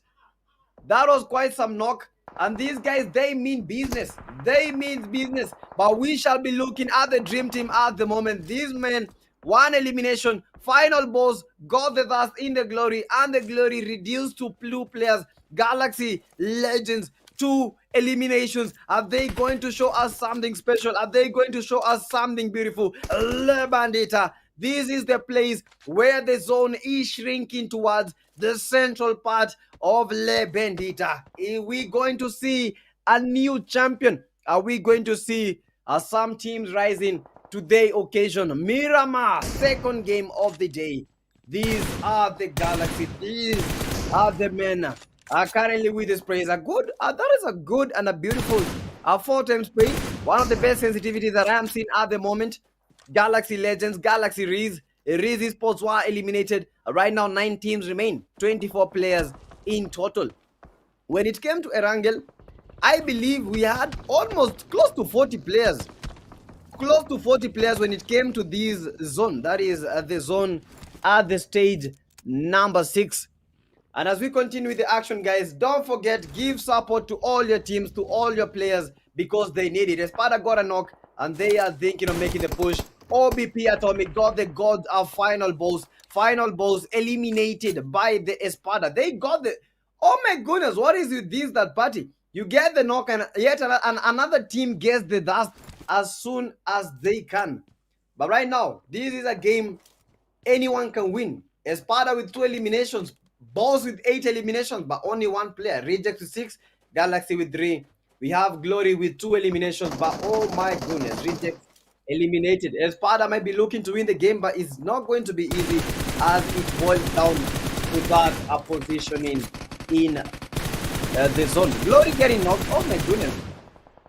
Yo, Prince, I thought that Glory are going to have an easy time, but I think right now they might be regretting them not playing one game. Yeah, you are absolutely right.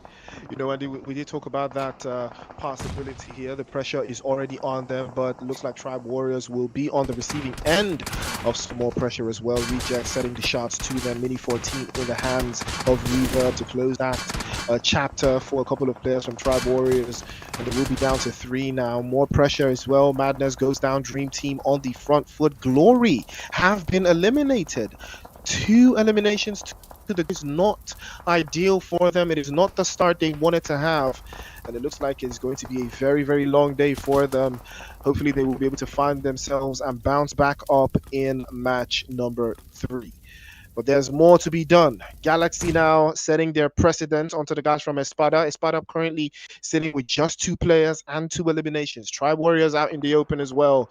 And they are in a big opportunity here. They could spread their wings out a little bit, gather more intel, but it doesn't look like that's going to be the case. Rejects now breaching through against the guys from Dream Team. And that is 3 bodies in the air. Ace has been knocked away there. Reaver with a grenade up in hand to solve that one over to the other side. Top one over. First but Ace falls for the second time. Nova will be the last one left for Dream Team. Can he clutch? Can he capitalize? Grenade in hand again, trying to circle back, spins through to the right hand side, tries to get the drop, but will not be so lucky. And Dream Team will see another nightmare at the hands of the Rejects.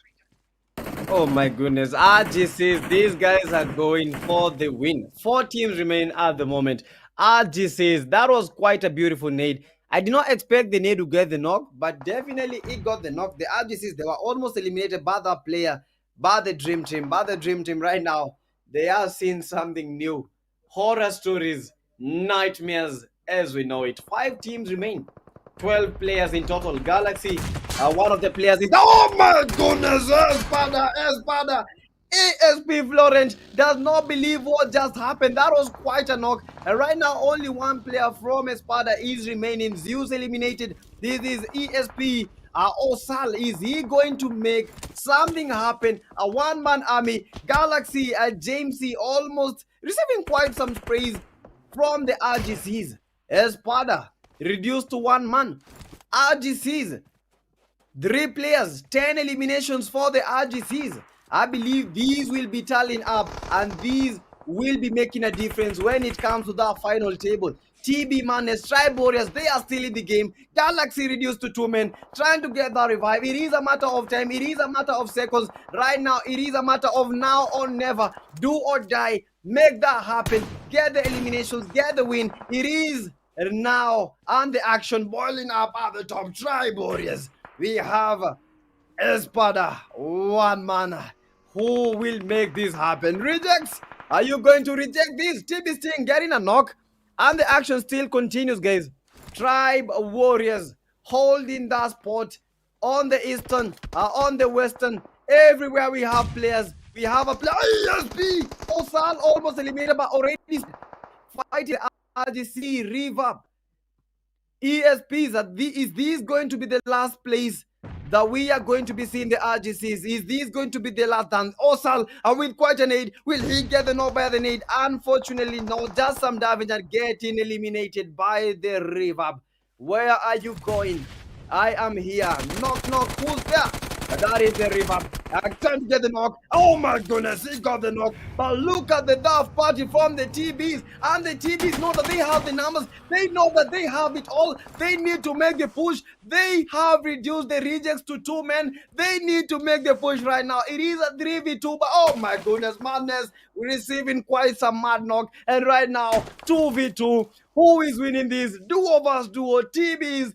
Oh my goodness me, this is what we have been waiting for. And the action, bowling up at the top, TBs, reject. Who is going to win this? A two-man show, a two-man army, a duo versus duo. But I believe the RGCs are getting the revive. Sting, sting, sting. Please, what is happening? This is just a 2v2s. And it looks like Madness still knocked away their rejects, capitalizing on this. They're creeping up in a 2 versus 2. Reverb and Nasser working hand in hand. Then Nasser with the grenade over to the other side. He peeks out. Gets forced all the way back by Tribe Warriors, but they do not have the zone. And rejects know, they are very aware. They knew they're trying to keep this at bay to force the Hambers in a 3 versus 2. If they can get the numbers all the way back up, and they have 13 off, chop through immediately over to the door, and that grenade could work and immediately gets the job done. And 1 versus 2, Nasser will claim the chicken dinner, and the rejects once again showing what they are made of. South Africa in the chat. The chat will be going absolutely insane with the South African flags, and it is well deserved. Rejects claim yet another chicken dinner, Miramar time, and well deserved. Absolutely incredible from the rejects, well executed, and the job getting done. Oh my word, oh boy, this is awesome, this is incredible. That was just the thing that we came for. That was what that we were waiting for. Rejects, they rejected the lobby. They made that happen. That was incredible. That was something. GG's. GG's.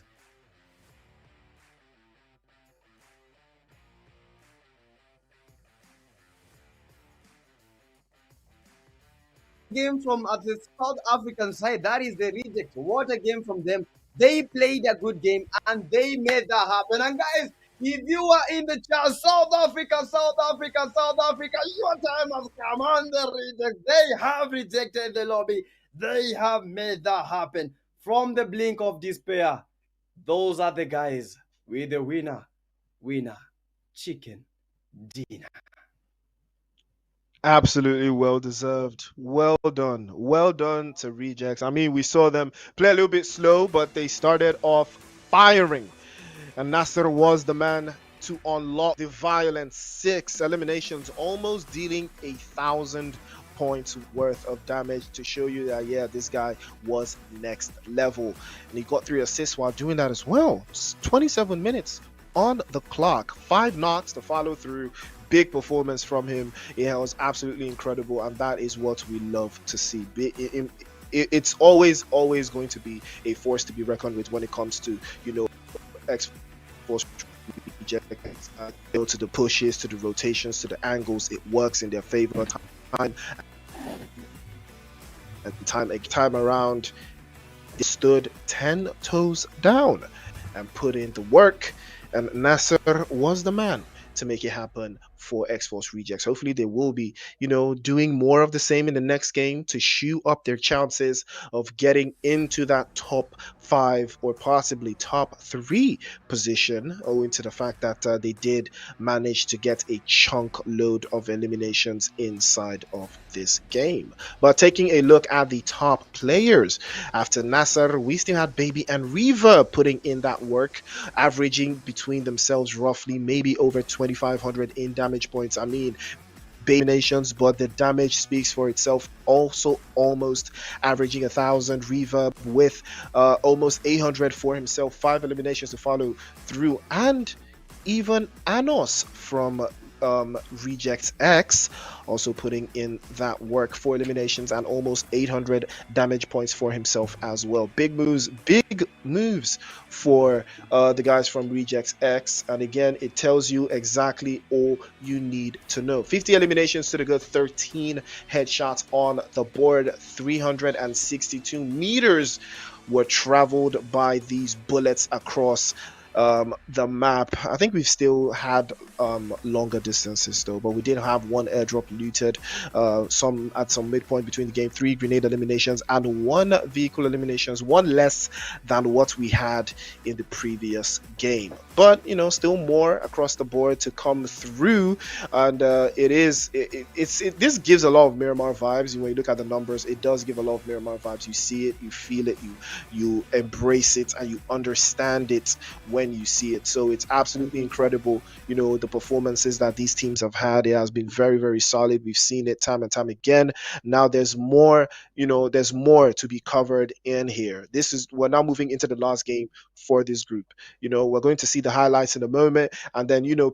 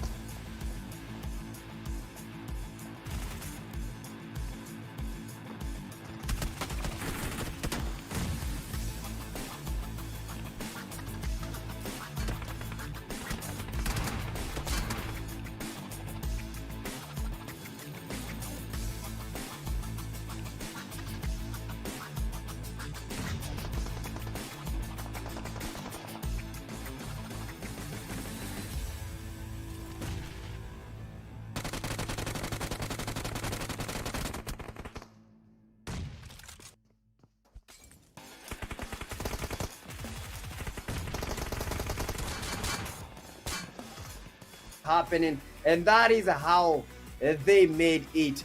Those were the rejects, and South Africa didn't even believe that happened, but South Africa, they made it happen. Guys, for the winner chicken dinner, these are the team statistics. Look at Nasir, he got 6 eliminations. When you look at the eliminations, guys, how many eliminations do we have? I think that is 11, 12, 13, 14, 15. 15 eliminations, one team, and a chicken dinner. You can do the math. I know you see all those points that these rejects have gotten, and I believe we shall be seeing a shift when it comes to the table. Have they made it to the top? Have they already made it to the top 5? Have they made it happen? Have they made it to the cream de la cream when it comes to that overall standing? For the match ranking, that was Miramar day 4. This was their first game today. They still have another game, and the RGC, 25 points, 10 for the chicken dinner and 15 for the eliminations. Honestly, one word, superb. These guys, they were superb. They brought the action and they brought the crown home. 25 points for them. For the number 2, the boss, this was the first team, the Knox. They were second. How? But I think, yeah, but that game was awesome. That game was awesome. I believe they were doing great, but the boys, we have the Galaxy with the 11, W with the 10, ES rejects with we have Glory. Quite a game. That was quite a sensation. That was awesome to even see and half of it. And for the standings, for the overall rank, this is team still hold that position. That's 77 points, but look at the improvement from now at position points to their name. And you need to see this. Have one game short, one game shy from the team that are making the top 5. These are the only team with 1 game shy. So these guys, I believe in their next game, if they bring their all, they are going to be top of this table. Are they going to really do that? We have the Angries, we have the Neon, the Mau. Oh my goodness me. But the limelight right now goes to the RGCs. 72 points. They only need how many points? I believe that is 5 points. Only 5 points and they are at the top. So in the next game, they need to get more than 5 eliminations. They need to get good placement points to guarantee them top of this table. I hope that happens to them, and I hope that they will make it happen. For the number 9, as you can see, look at the point differences as we continue with this. Please, I believe you see how these teams have been playing, and you see how the points are getting scattered, how the differences are getting minute as we continue with these match days. Absolutely. I mean, final boss, that performance, they did get a couple of eliminations, catapulting themselves into the top 14 with a game hand as well. One band unfortunately didn't add anything from that the first match we had today, so it was unfortunate for them. So they sit in 10th. 12 esports as well, also with another opportunity. Team Glory now finding themselves inside of the top 14. They had an opportunity to do so much better, but it turns out that was not going to be the case for them. So now they will need to do much better than they did in this game, in the next game, and the next game is a different map. It is going to be Sandhawk, and now it's a matter of, okay, who is going to turn up in the Sandhawk game. Remember, the points start to add up, the points start to dwindle. 10 games per team, so every single point matters. You have to maximize all of your performances to get more on the board, but it is not over just yet. 2 games more to go, ladies and gentlemen. It is the PUBG Mobile Africa Cup. The action continues right after this. We'll bring you some of that Sandhawk action, so don't touch that dial. See you in a bit.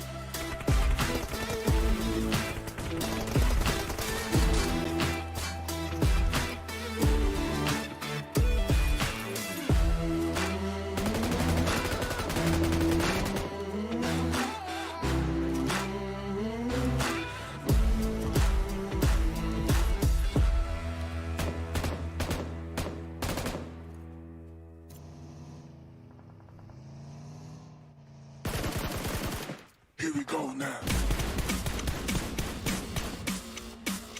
Here we go now. Here we go now.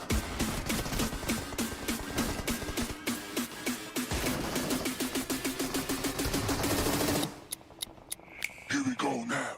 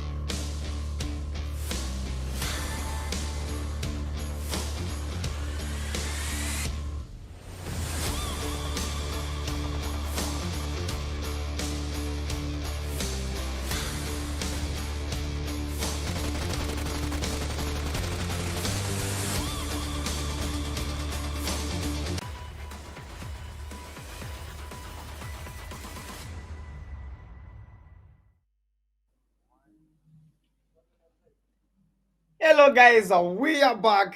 We are here with a brand new guest, and she is the one and only, the best of the best. That is herself. Let me give her a chance to introduce herself. Yeah, I mean, thank you, PTK, for the introduction. It is amazing to be here. I have enjoyed being, in the background, watching the games as they progress. It has been a very interesting first games of the day. I've really enjoyed it. And now I'm finally here with you, of course, PTK. And I'm hoping to have a good time and enjoy today's next games from now till the end.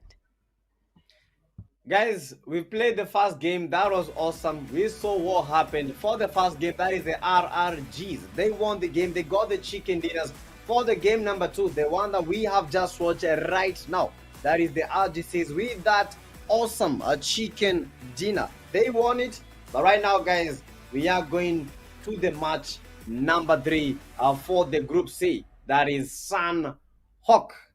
Land of campers, land of the strategies, land of the snakes, and the favorite map when it comes to Mitch Gaming. Are you sure that map? Well, my favorite map, it's Miramar. But yeah, of course, even Sunhawk, I have to give it a try. I mean, the teams are going to be impressing. I've seen that it's still Group C, and the game there in Miramar was really, really interesting. I mean, that was amongst the best games for Group C so far, and I can't wait to see how they'll perform now in the next game. I mean, Sunhawk, I can only imagine now seeing that how they have performed in the previous game. They know where they lie, and they're going to be looking to change maybe their strategies or maybe gather more points. Seeing a team like RJC, I believe that chicken dinner was a turn for them. They've closed that gap. I think they're looking to go even higher. The fans there in the comment section might be the happiest people so far. But I'm going to see how that goes as we enter into the game that is St. Hawk. And then maybe we can talk more about all the teams that are playing here in Group C. Yeah, they played a good game, but right now, guys, it all boils down to this game. What are they going to be producing in this game? They have one game.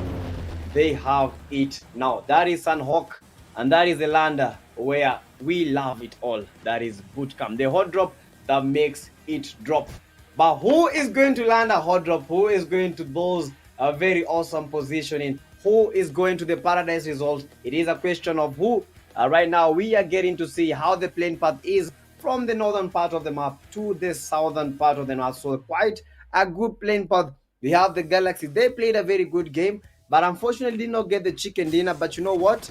Sometimes you cannot win the game, but you need to get those placement points. You need to get the eliminations. And Espada, another favorite, needs to step up for this game because this is their game. If they don't win the game, if they don't get like good eliminations, I believe it will be spelling trouble when it comes to the overall ranking for Espada. And we have the rejects, we have the Galaxy, we have the OBP, the RGCs with these early fights. And I believe right now might be making that early fight. We always see these RGCs. This man has been very, very vital as a fragger, getting those fast eliminations, getting those fast pushes. But are we going to be seeing that happen, that unravel when it comes to this game? I know Mitch has been watching this game, has been watching how these people have been playing. We have the OBPs, but is this going to be their game? Who has the highest chance of getting something done? I mean, most of the teams here in Group C are probably looking for something amazing to happen on their end here. But I mean, the original Black Panther seems like they're the first ones to take on a fight. They have Tribe Warriors right next to them here. Usually, I'm used to a team. Okay, yesterday RJC was there taking on the early fight, but then now it seems like they have somehow changed their strategy, and it is actually working for them. You can see how they're gathering up the eliminations and the placements. They're trying to really get their points up as much as they can. Even though when we look at the northern side there in Cow, we can see that RJC already landed with another team, and that is Glory. So probably we'll be seeing a fight happening there later. But then OBP here, they'll be trying to go in for that push. Tribe Warriors basically right in front of them. They've been able to get a revive, but they're down one player and they need to get something happening. A beautiful knock there by Thales, and that will be the signal for the original Black Panthers going for that push. You can see Sting there waiting. I mean, that is a very nice Sting operation. I mean, he just sat and waited to get closer. And unfortunately for him, here he's losing players one by one, leaving just him as the only person standing. His HP will not be saving grace anymore, and the players from OBP will be going in for that push. And Sting is not moving a muscle. I don't think they know that he has a gas can. I mean, I thought that was going to be a suicide mission where he's going to leave that gas can there, and the people when they go in for that spray and maybe get to destroy the gas can and get some knocks as he goes back to lobby. But they don't really want to do that. They're going to be waiting, and Sting on FPP mode is going to be waiting for them to go in for that push, but it seems like they are not ready to take on that fight. I mean, you understand what is happening there, PTK. That is what we call strategic holding. He is patient and he is ready to wait for people to go in there, and then maybe he can get one or two before he comes to join his teammates in lobby. Yeah, I believe the OBPs, they know the vital rule. Don't push. Don't just push. Because at times we've seen teams, we watched yesterday's teams pushing, you are pushing one guy and the guy gets to eliminate the whole team. We've seen scenarios of 1v3s, we've seen scenarios of 1v4s. I believe the OBPs, they were very much aware, and look at this. They are fighting against two teams. That is why I believe they did not make the push, because there is a team that is trying to get the third party. They have gotten all of the players. That is OBP right now reduced to 2 men. That is the boss team. TB Sting right now holding on to his horses. This man, he does not even believe how he's still surviving. He is waiting patiently in the FPP, as we have seen it in the small room in the corner. Galaxies are fighting against the evil ones. Evil was trying to create a choke point to get the Galaxy. Oh my goodness, what a nade. And the nade, one of the Galaxy players is out. That is Macy. And the Galaxy is reduced to 3 men. But they are trying to get the revive. Another nade. Oh my goodness, the nade may get the knock, but does not get the knock. Galaxy Jamis is down, and he is making the push. A 1v1. Evil back. Let me take you back. But what an insane cover. Evil back. Someone that is a 7 RB just got his back. Right now they have the advantage. 3 players. One of the guys is not, but they are trying to get that revive.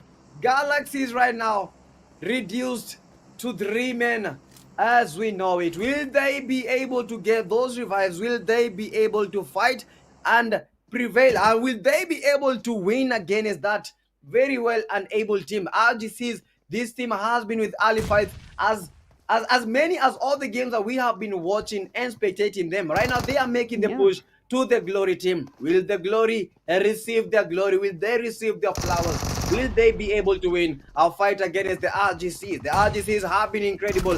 These guys have been pushing. They have been making it happen. And the NASA are going for the push. They know that the glory are here. RGC as is down. And the RGC is receiving quite some casualties. Only 2 of the guys are remaining. That is Nasi and the River. Will they be able to eliminate the final 2 players from the Galaxies? Are trying to make the push. He got the knock, and they are going for the push. Oh my goodness me. Nasa, they need to make the push. They need to go for it now. They are going for the glory. Oh my goodness. What? The glory is here. And they are making it happen. Only one of the players is remaining. Glory, glory, glory. We are taking you to the lobby. And just like that, the RGCs are asserting dominance and making the glories reach to the lobby. Love it, hate it, the RGCs are doing as they did in the previous game. I mean, I am quite impressed there with RJC. That was an amazing comeback. Honestly, RJC was on the losing end here. Two players are down, but we'll be talking about that soon. But then you have Galaxy Reese there, goes in for that push, and someone strategically holding that compound is easily able to get that knock. And now 1 man remains standing from the Galaxy Legends, and that is Mag. And we'll be seeing how that plays out for him. I mean, we have witnessed one player from RJC covering his team and being able to get at least a couple of eliminations. That's going for that push. And unfortunately, my friend here from Galaxy Legends, Mag, is just but a solo, and the evil ones have the numbers. And just like that, he has been taken back to lobby. I mean, RJC there, they had the 2 players down. Composure is everything right now, PTK, because that fight could have gone either way. If the player there from RJC decided, let me just, let me not think through it. Let me just go in for that push. Let me put in the pressure, get some something happening. But what happened is that Nasser and his teammates decided, let's take our time and assess the situation. And that is exactly what happened. RJC took their time and easily they were able to deliver glory all the way back to lobby. That was a very interesting fight to experience. But now we have another one happening again. And that is the original Black Panthers. Two players remain standing. Thales there. We've seen him dominating before for his team already. 2 eliminations to his name. So let's see how that will be happening. But it seems like Tribe Warriors will be going back to lobby. And now the final bosses will be going in for that push. Original Black Panthers on the fighting end right now. Beautiful pre-fires by Thales. And that player, honestly, what is that left peak? Very rare to see players being comfortable peeking on their left side and being able to get something happening. That's amazing. I mean, Zeus final boss player, that is Pyro, a very good time there with the left peak. I did not even expect that, but we'll be seeing if that is going to be the case. Is he going to be surviving, seeing that he's actually very fast on his feet? But remember, we have just witnessed something close to impossible from the RJC team. It could be happening here as well for OBP. Who knows? Left pick. Who even uses the left? Exactly. Exactly. Exactly. Like, use a left pick. Honestly, I think mine is disabled because left pick goes very hard to implement. Those are very, very hard to use. How do you disable? By taking it to the top. I think that's it. Just move it to places that you will not that your fingers don't like cross. That is the only way, because the left pick, I don't know. Every time I use the left pick, I get knocked. Like I almost like expose my whole body. But that guy, he used the left pick seamlessly. And guys, as we continue the game, we can see the level of competitiveness that is here. The DKs right now, they are suffering, and they are suffering indeed as they are getting pushed. This is the DK. Oh my goodness, evil one taking the DKs home. DKs with 0 eliminations, and I believe today has been the worst when it comes to the DK gameplay. They have suffered a lot of casualties, and that is happening as we speak. Oh my goodness, Mitch, what is happening to the DKs? Today they have not had the game of their life. Yesterday they were having a good game, but what about today? Yeah, I'm also wondering the same thing. I mean, yesterday, DK there, the first game of the day, they gave us an amazing chicken dinner, but we've seen a lot of teams facing the same thing. I'm really trying to understand. Maybe it does happen sometimes, cold feet, I will say that, but probably DK, it's just not their day, but they do not have to lose hope. Anything can happen. But then looking at Espada now, taking on the F4 team, and already a player is really close there. Rogue is going to get closer.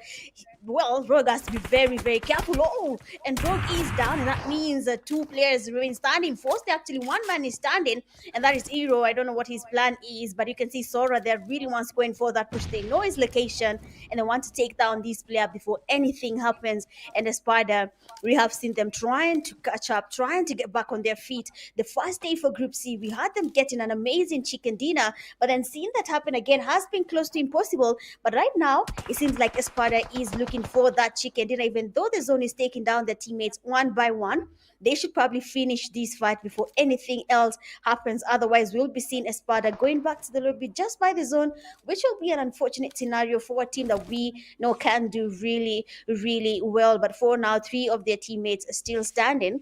The zone quite damaging. Force Iro. What is that? Okay.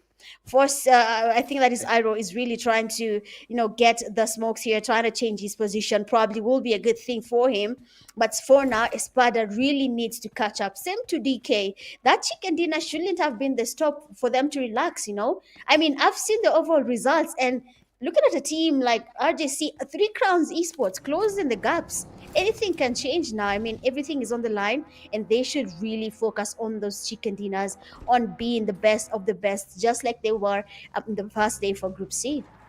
Exactly that, guys. They need to focus on that chicken dinners. We've seen teams, Espada, these guys are very well capable because they have the manpower, they have the skills, they have everything. So they need to be closing the gap. Espada right now, they have a very huge task, and the pressure is piling up. As you lose a game, the pressure is piling up. So they need to maintain their cool. They need to get the eliminations. They need to be straight in their head, and they need to make this happen. As we watch, these are the reasons. These are the team that was eliminated by the F4M. That was Sham, the F4 Sham. Right now, RRR final balls are making the push. Oh my goodness me, that was quite an S12K on the final balls with 3 eliminations. Only one of these guys is remaining, but he is knocked. Final balls trying to fight against the RGCs. The RGCs, oh my goodness, Revamp almost taking himself to the lobby. Burning up, now heating up, now this man is blazing up. RRR, final balls, final player. Good nade, a Revamp, was nade, knocked it himself. What is happening to Revamp? I believe Revamp is very tense. 1, he got himself with the molly. 2, he got it. Oh my goodness. How? 2 times. 2 times. Same place. How does this even happen, Mitch? Are the players very tense? Revamp, there will be something they'll be talking about there with the teammates. They'll start asking him what's happening. I mean, if you've played before, you understand sometimes your hand is just not doing what it's supposed to do. It's sliding off the screen. It's just maybe the tension. So Revamp there, I mean, he started cooking himself, tried to do, the shockwave there with the nade, but then he's lucky. It's out there. So amazing cover from his teammates. I mean, we have to take that. RJC there did do a good job covering their teammates, but Rebub should really relax, and just continue the game. But for now, Spada takes on another fight. What is happening to people's grenades today? It seems like the nades are not really working as they should. And now we can see no more Aura coming in for that push on Sora, who's trying to get the healing up. And now he has enough HP to go in for that push. Aura trying to heal up as well. Sora shows him his back there, notices, oh, there's someone next to me, so let me go in for that push. And now Aura will be going against Sora. HP is not his friend here. And of course, Florent, amazing cover on his teammate, and that will be GG's for Aura. He will be going back to lobby, but the teammates still standing. Zelo and Flame, they need to get their way up here.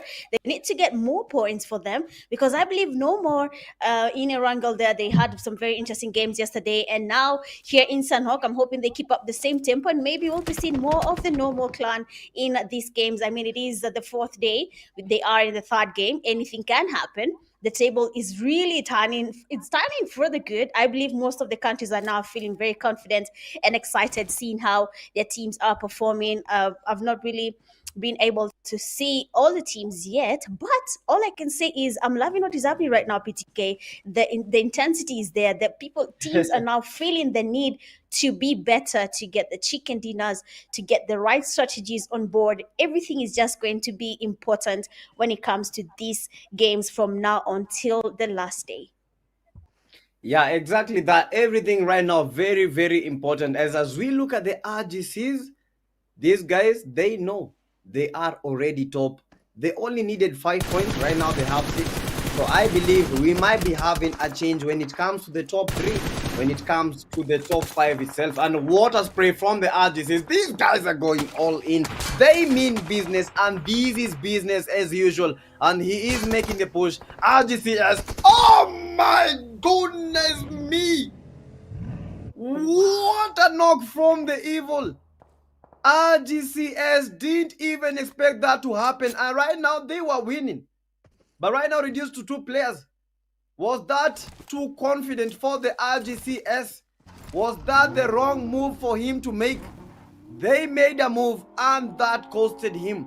He didn't expect to find 2 players. He didn't expect to find that. Oh my goodness, these RGCs are just insane. Nasir getting yet another eliminations, and we have 4 teams remaining. Mitch, this is the point. 9 eliminations for the evil. What is happening? These men, they might be the leaders when it comes to this Sanhok game. They might get the chicken dinner. They have the highest probability. 9 eliminations to the name.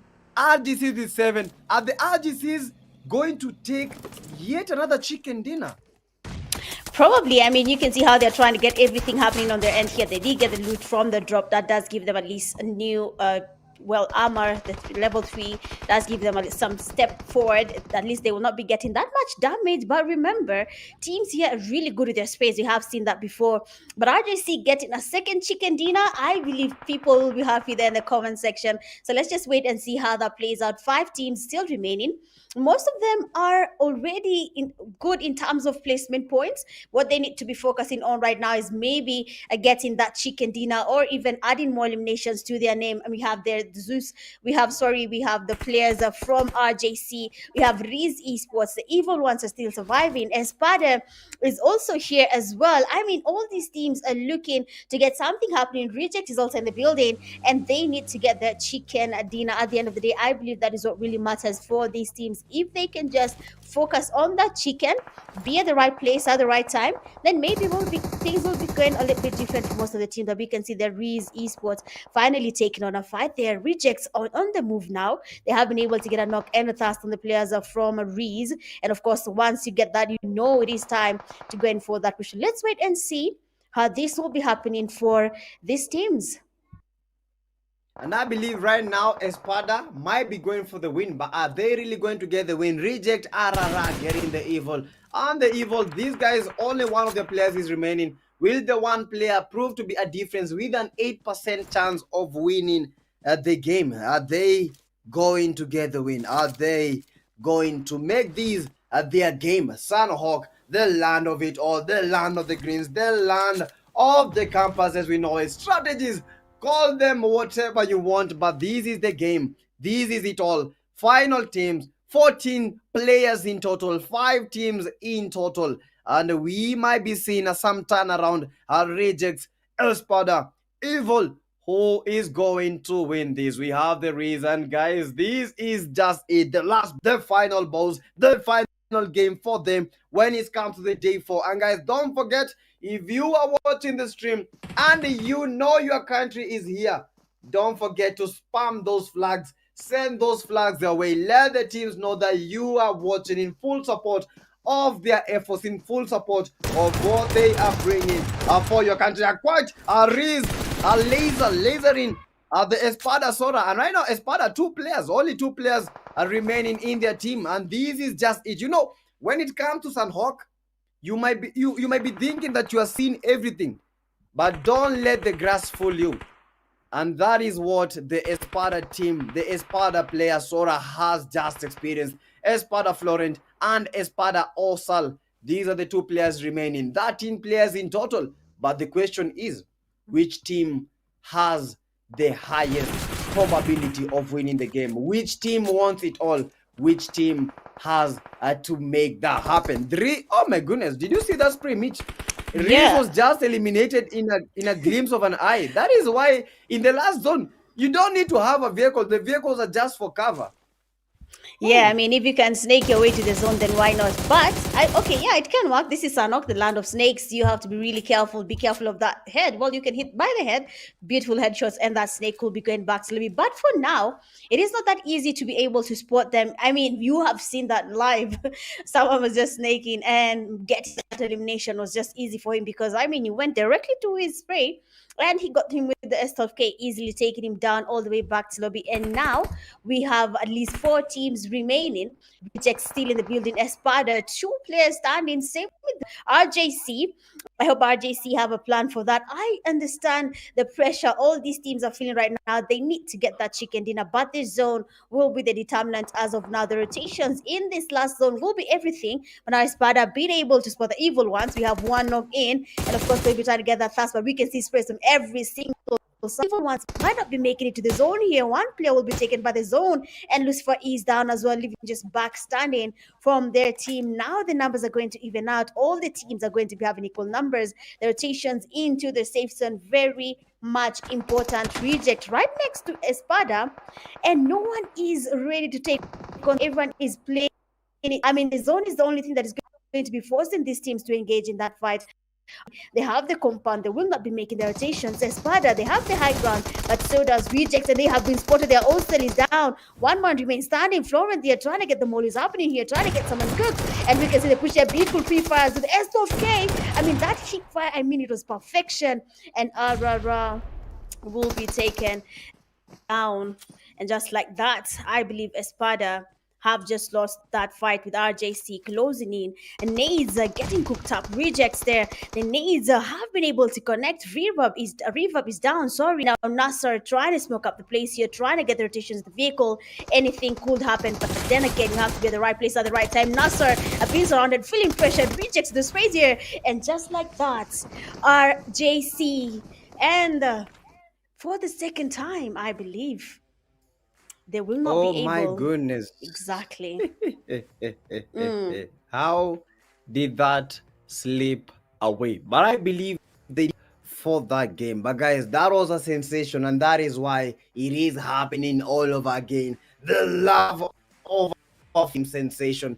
It is bottling up at the top. Things are definitely changing. RGCs, I think right now things are definitely changing. That was a good game. That was one for the watch. A reject X. They rejected. We had a fight. They came all in and they made that happen. Oh my goodness me. Winner, winner, winner. Chicken dinner. Love it, hate it. We need to see those flags. We need to see you guys in full support of your teams. That was an incredible game. That was fun to watch. That was just it all. Bang, bang. That is how you do it. They came for the win. They got the win. The rejects, they got the points. They made that happen. RGCs, I believe we are seeing something. A big, big turnaround in the table.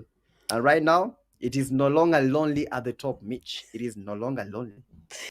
I think it was ever lonely. But I know RJC there. I mean, rejects. RJC Nasa did not have it.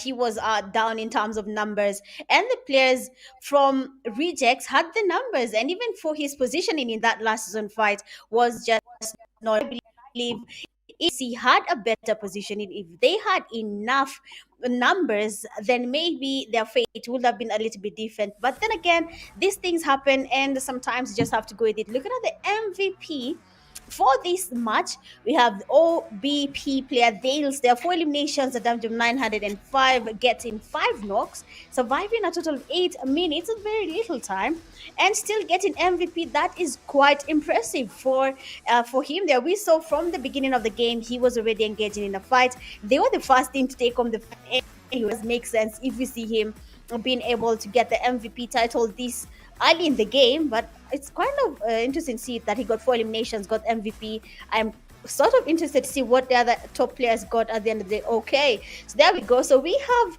second place. We have ESP Espada player Sora getting 1 elimination, 547 damage. Evil player Evil getting 3 eliminations and a damage of 533. RJC Reverb getting fourth place. There are 2 eliminations, a damage of 526. And then Nasser, even though he got the highest eliminations there at 5, his damage 481 was just a little bit low there. That did give Thales the foot in the top player for this game, the MVP. But I mean, this happens. Nasser really had the cover, but his teammates are also there getting the damage with him. That's why I believe his damage was somehow reduced because of the amazing teamwork that they had as RJC as a whole. Oh my goodness me, guys. And as we look at the match summary, we have a very big and a huge reduction when it comes to the headshots. I believe this is the game we've seen the least number of headshots. How are they at 4? I told you, this is the land where the grass lies. This is the land of the snakes, and that is why 4 headshots, we have 48 eliminations, 2 airdrops looted, 3 grenade eliminations. I believe we had seen a couple of grenade eliminations from I think that was the player from the RGCs. We have the longest distance, that is 315 meters, but I don't think the grenade will count. We have the vehicle eliminations, that is 0. Sunhawk, not a barren land. We have a lot of vegetation. We have a lot of trees. That is why traversing with a vehicle is very, very hard for teams to make those eliminations count. But that was quite a game. That was a very, very fun and very exhilarating to watch. One for the take, and that was one for the win. At the end of the day, only one team gets the chicken dinner, not 2, and that is how it bottled up. And guys, That was awesome, honestly. And right now, I'm in for the fight for the show. I'm in for the show, Africa. This is just it. This is just it, Mitch. And you saw what happened. You saw all those knocks. You saw all those. You saw those eliminations. They never come easy. But teams, we have some teams that are making these look easy. Look at the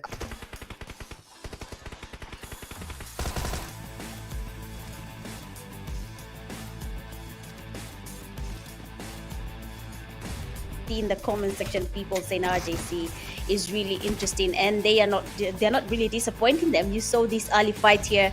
Nasser really went in for that fight. He was ready to take on all the players from Glory, and that is where he got the most eliminations, and that did lead them to getting at least more elimination points in total for the game. I can say years of experience for RJC, but I something we'll be knowing sooner or later. Probably they will tell us in the near future. But for now, Galaxy Legends there, unfortunately, the fights were not really going as they had planned, and they were losing players random. I mean, we saw all these fights happening. Players were getting exposed to third-party fights. Others are just not at the right place, and they were getting exposed and rather getting naded. Most of the teams were really not having a good time in terms of positioning. We saw the nades also not going as planned. We can use a reject RJC player, and that is Nasser, a reverb, sorry, when the nades were just not going where they were supposed to be going, and they were getting him instead. So a lot was happening in this game. The pressure was real. The teams were feeling very pressured. Also, the cover sprays, the teamwork from all the teams was really impressive as well. As part of player there, that was his teammate giving him cover while he was trying to engage in that fight. And RJC taking on that fight, and S went on for that push. That did disadvantage RJC there. They did end up losing another player, but they did keep up the composure. And finally, it was, not a chicken dinner, but they somehow got their courage. They stayed in the game. They maintained their position for quite some time before it was now time for them to move and get to engage in a fight against the players from Rejects. And then now that is when we saw them being taken back lobby and missing the chicken dinner by a small margin.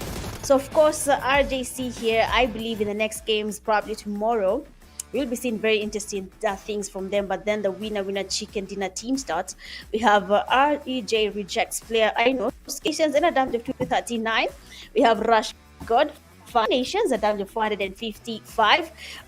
Reject player Arara Nation a damage of 428. Docs 1 elimination and a damage of 37.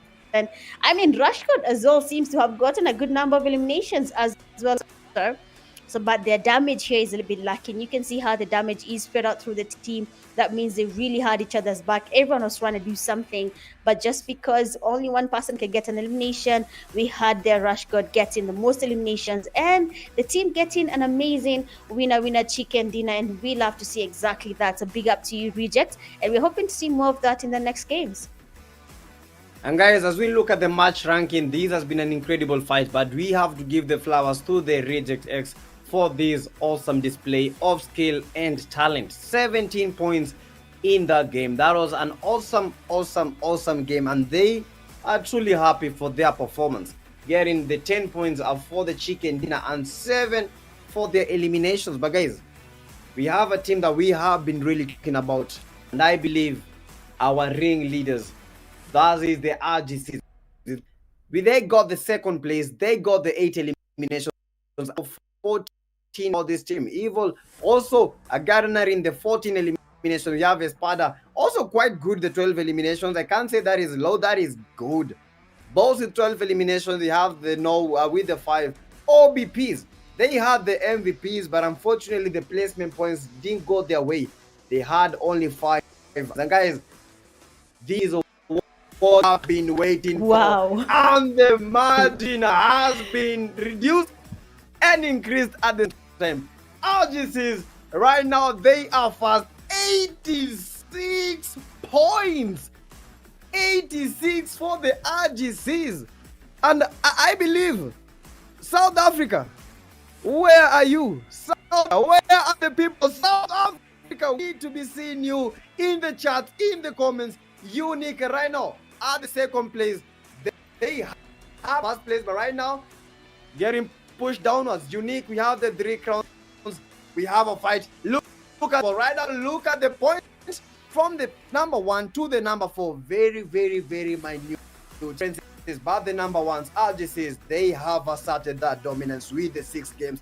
Angry's, Tempers, Neon, and the Bulls have a fight, and they must bring the showdown. They must bring the roof, and they must make champions sweat a little bit. We have the Mau eSports. These guys have been great, but right now they have dropped to number 9. They are position 9, so they have a lot on their plate. They have a lot to do. We have Espada, quite good. They got 12 points in this game. In the previous game, right now they have 49 points. That has I think propelled them to the point number 11. They are position number 11. We have the one man losing quite position, 48 points right now. 12.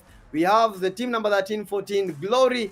They had the advantage. They had the disadvantage of one game, but they had the advantage of playing 2 games today. But right now, they are regretting what just happened. They fumbled a bit when it came to this game. They did good, but unfortunately, guys, it all bottles down to the number of games. Miss one game and you will regret it as we continue, because that one game, maybe you would have gotten, maybe let's say 10 points or so, but then they came from nowhere, guys, with the GT30 Pro. They rise, and so can you buy now and win a trip to the 2025 PMGC. Be their number 1 fan and outplay the rest. Insane game. And guys, we shall be coming back for the game number 4. And that is Erangel. Brand new group, brand new action. Group A.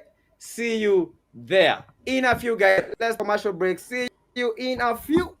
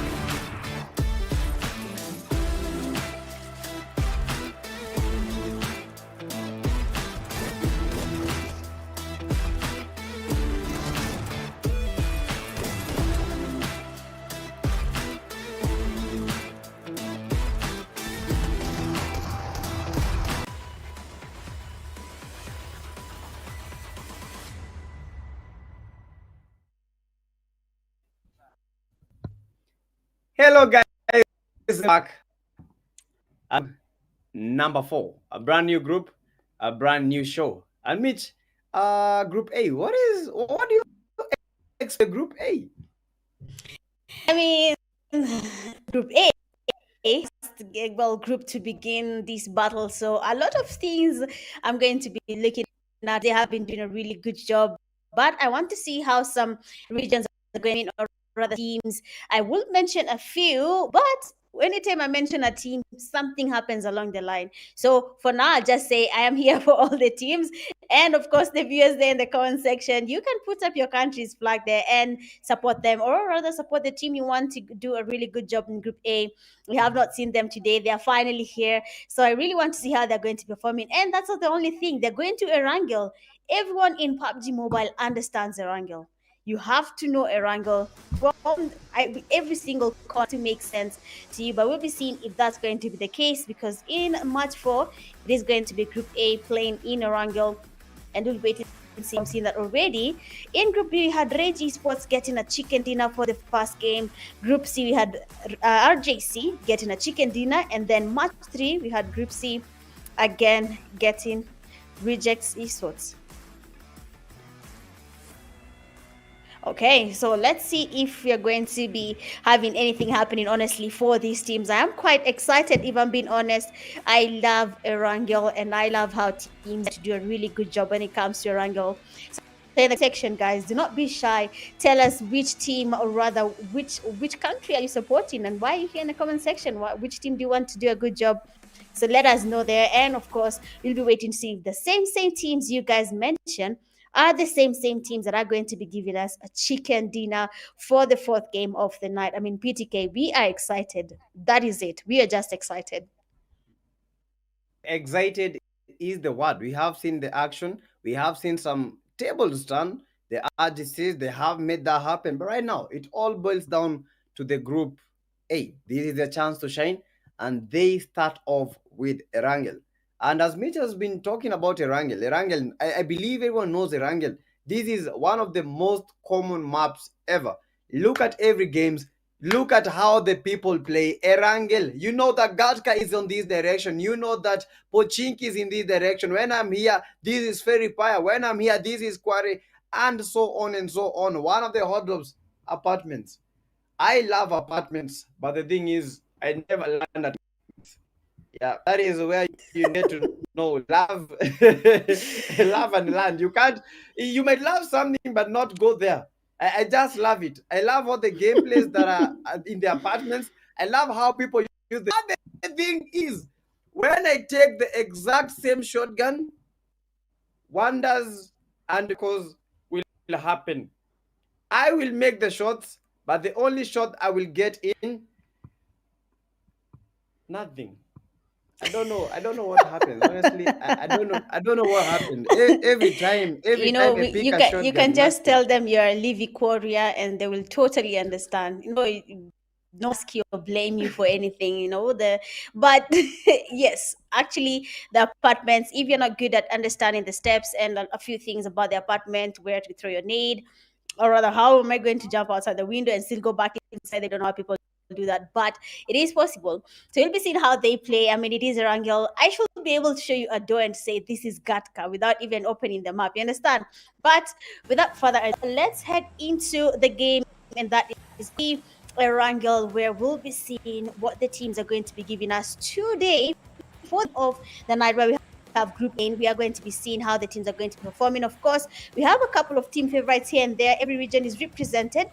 So if they get to live up to the expectation, that people will be proud of. If they do not, still a chance for the tables to turn, but we'll be seeing if that is going to be the case or not. But for now, the flight path there is coming from Novo all the way to Servine. Seeing how the teams will be picking their landings, but we have teams like Execute, Unique, 4 Miracles, GUF, XTC, Zeus, Mo Esports, Emperors, Not Neon Rising, Sibbles, Slotted, ROD, Rodriguez, Rag, and of course, Late Russia's also playing in Group A.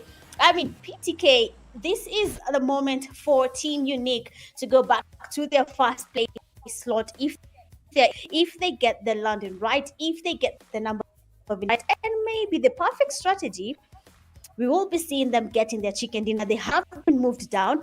Mo Israel has been moved all ninth place. So now I think this game for Group A, they were seated.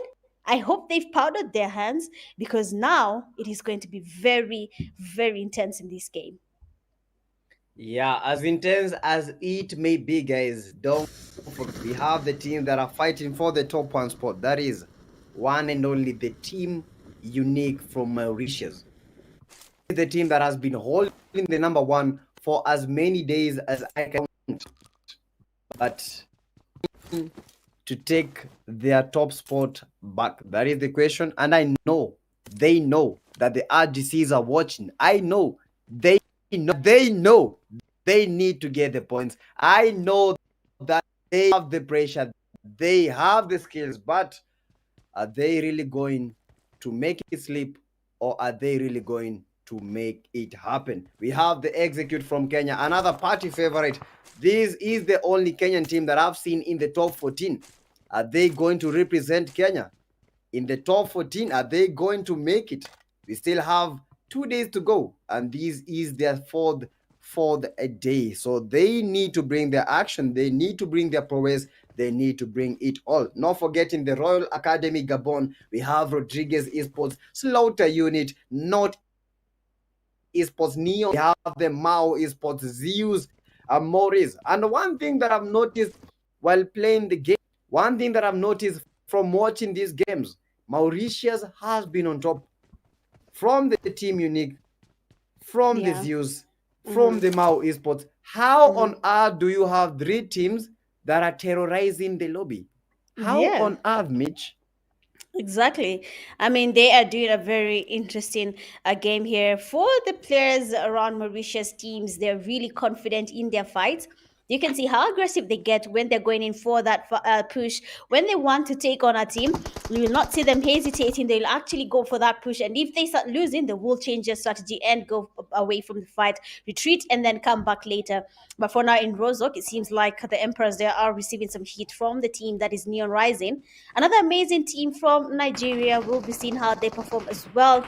I believe a couple of fans there in the comment section will wait and see how they do in this fight. But for now, we have Beekeeper doing a very sneaky rotation, trying to make sure that the players from Emperor cannot spot him. And Beast will revive, but then he has to be really careful. He can be hard as long as he's very close to the players from, the revive that is happening right above him. If they're able to listen a bit more, then the Emperors will be able to get that knock on Real Rising player Beekeeper. All this depends on how Beekeeper takes on this fight. But let's just wait and see how this is going to be playing out. We are going to be surprised. That is something I'm sure.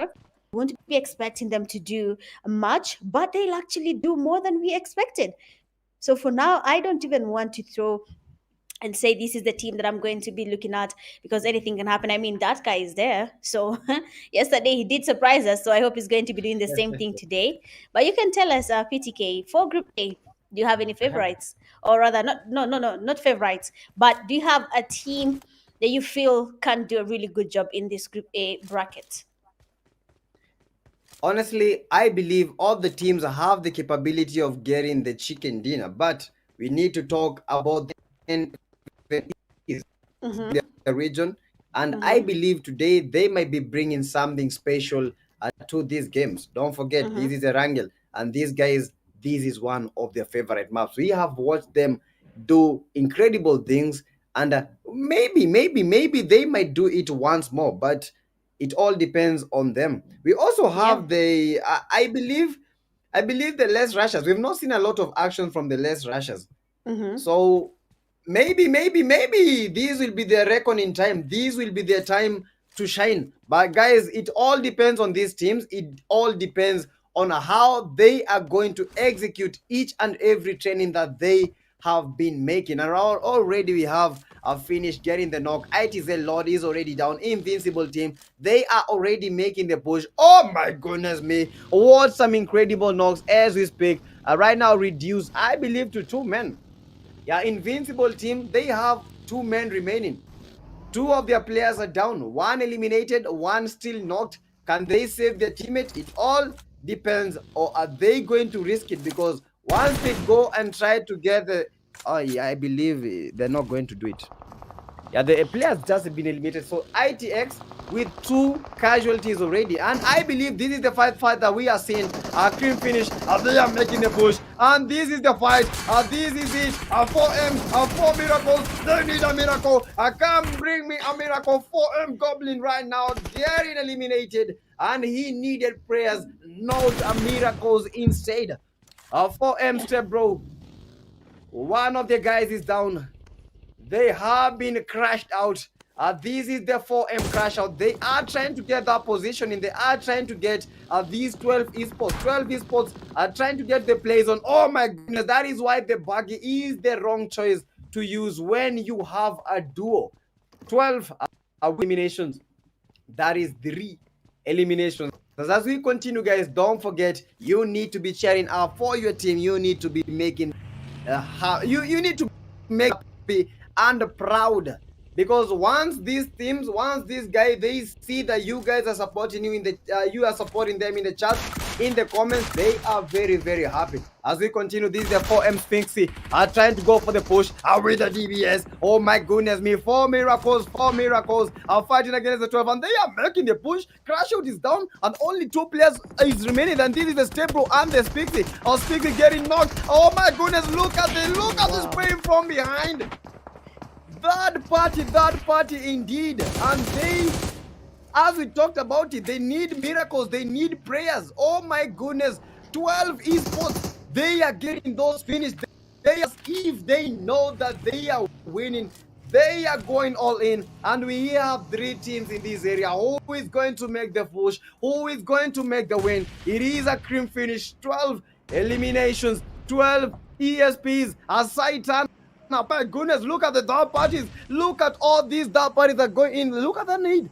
Oh my goodness, Mitch, what do we have to say about these dark parties? Because these dark parties are crazy. These dark parties are always crazy. I usually Rodriguez, I think that is something they tend to do a lot. They get to third-party fights, but at this time, it is not going to be an easy fight for them. We have 12 going in for that push. 1 player is down already. Fatal is on his knees, and that means the teammates need to get a revive happening. We are still saying a prayer for the 4 miracles, because now crash out cannot be revived, but this fight really needs to get going before anything happens, before another team does join the party. We can see Narcos as well getting knocked there. Another player is down, and that is great. And that my start name Braxa. Wait, there's no here being able to get the first smoke, trying to get the first, but unfortunately Rodriguez, they will be going in for that lobby chill zone. But for now, we can say GG's for 12 esports. They were able to take on Rodriguez. They were surprised by the third party fight from Rodriguez, but then luckily for them, they somehow managed to maneuver through this fight, and they were able to get an easy 4 eliminations to their name. But for Rodriguez, they will be the first team to go back to lobby. These third-party fights are really, really interesting, and we want to see how they're going to be unfolding, because it seems like it is the order of the day in every group now. Everyone wants to be on the receiving end. They want to be the ones getting the eliminations, and unfortunately for Rodriguez, this time round, the third party was just not it. With the zone moving now, we have more esports. They're trying to make their rotations into the safe zone. We have to really wait and see how they're going to be playing this out. We had a play last week, that is the first week of the games, and that was Demonic from more esports, really dominating. And now we want to see if that's going to be the case or not, or they have changed their strategy, seeing that more esports dropped all the way to 9th place. I believe that is not the place they want to be. Remember, PTK, we have a line that cannot be crossed. If you leave 14th place and go to the 15th place, you start panicking, because if you go lower, then I guess that is it for you and your team when it comes to getting to Nairobi and even a chance to PC. Exactly. Look at that cut point. That 14th, you need to be position 14 and above. So once a team gets to know and they identify that they are 15 and below, that becomes a tense moment for them. But I was watching the fight, 12 esports. These guys were surprised by 2 teams, and guess what? They were able to dominate. They got 9 eliminations from that game. They are the team with the most eliminations as we continue. Most eliminations and still at a full team. Mao Aatrox receiving quite some sprays from the Rozok area. They are trying to get to the play zone. They are trying to move with the blue zone. And this is what we call strategy. This is what we call... Oh my goodness, perfect knock! X, Mame, Zaba got the Mao Aatrox, and the Mao eSports don't even know what just hit them. That is execute, and they are making the executions as we just saw. Aatrox, a lobby right now, and this is just a fight that we have been waiting for. We know the Mao eSports are good. We know the Aatrox was good, but what an insane game. Are the X really stepping up? Are they really going for that game today? Is this the game? A question on now or never. And maybe bottling up, and maybe we might be seeing a change in the top 14. Because all these teams they are playing, I think this may just be it. Mahir getting Bajwa. And the SU, that is the unit. It's a fight. The SU 11-7, they are making that push, trying to get that revive. But unfortunately are not very much able. But I think for him was move with the vehicle and then place the vehicle so that they don't get him. Because losing a player right now will be the worst thing that ever happens to a team. Look at Mahir, look at the positioning, look at the flanking.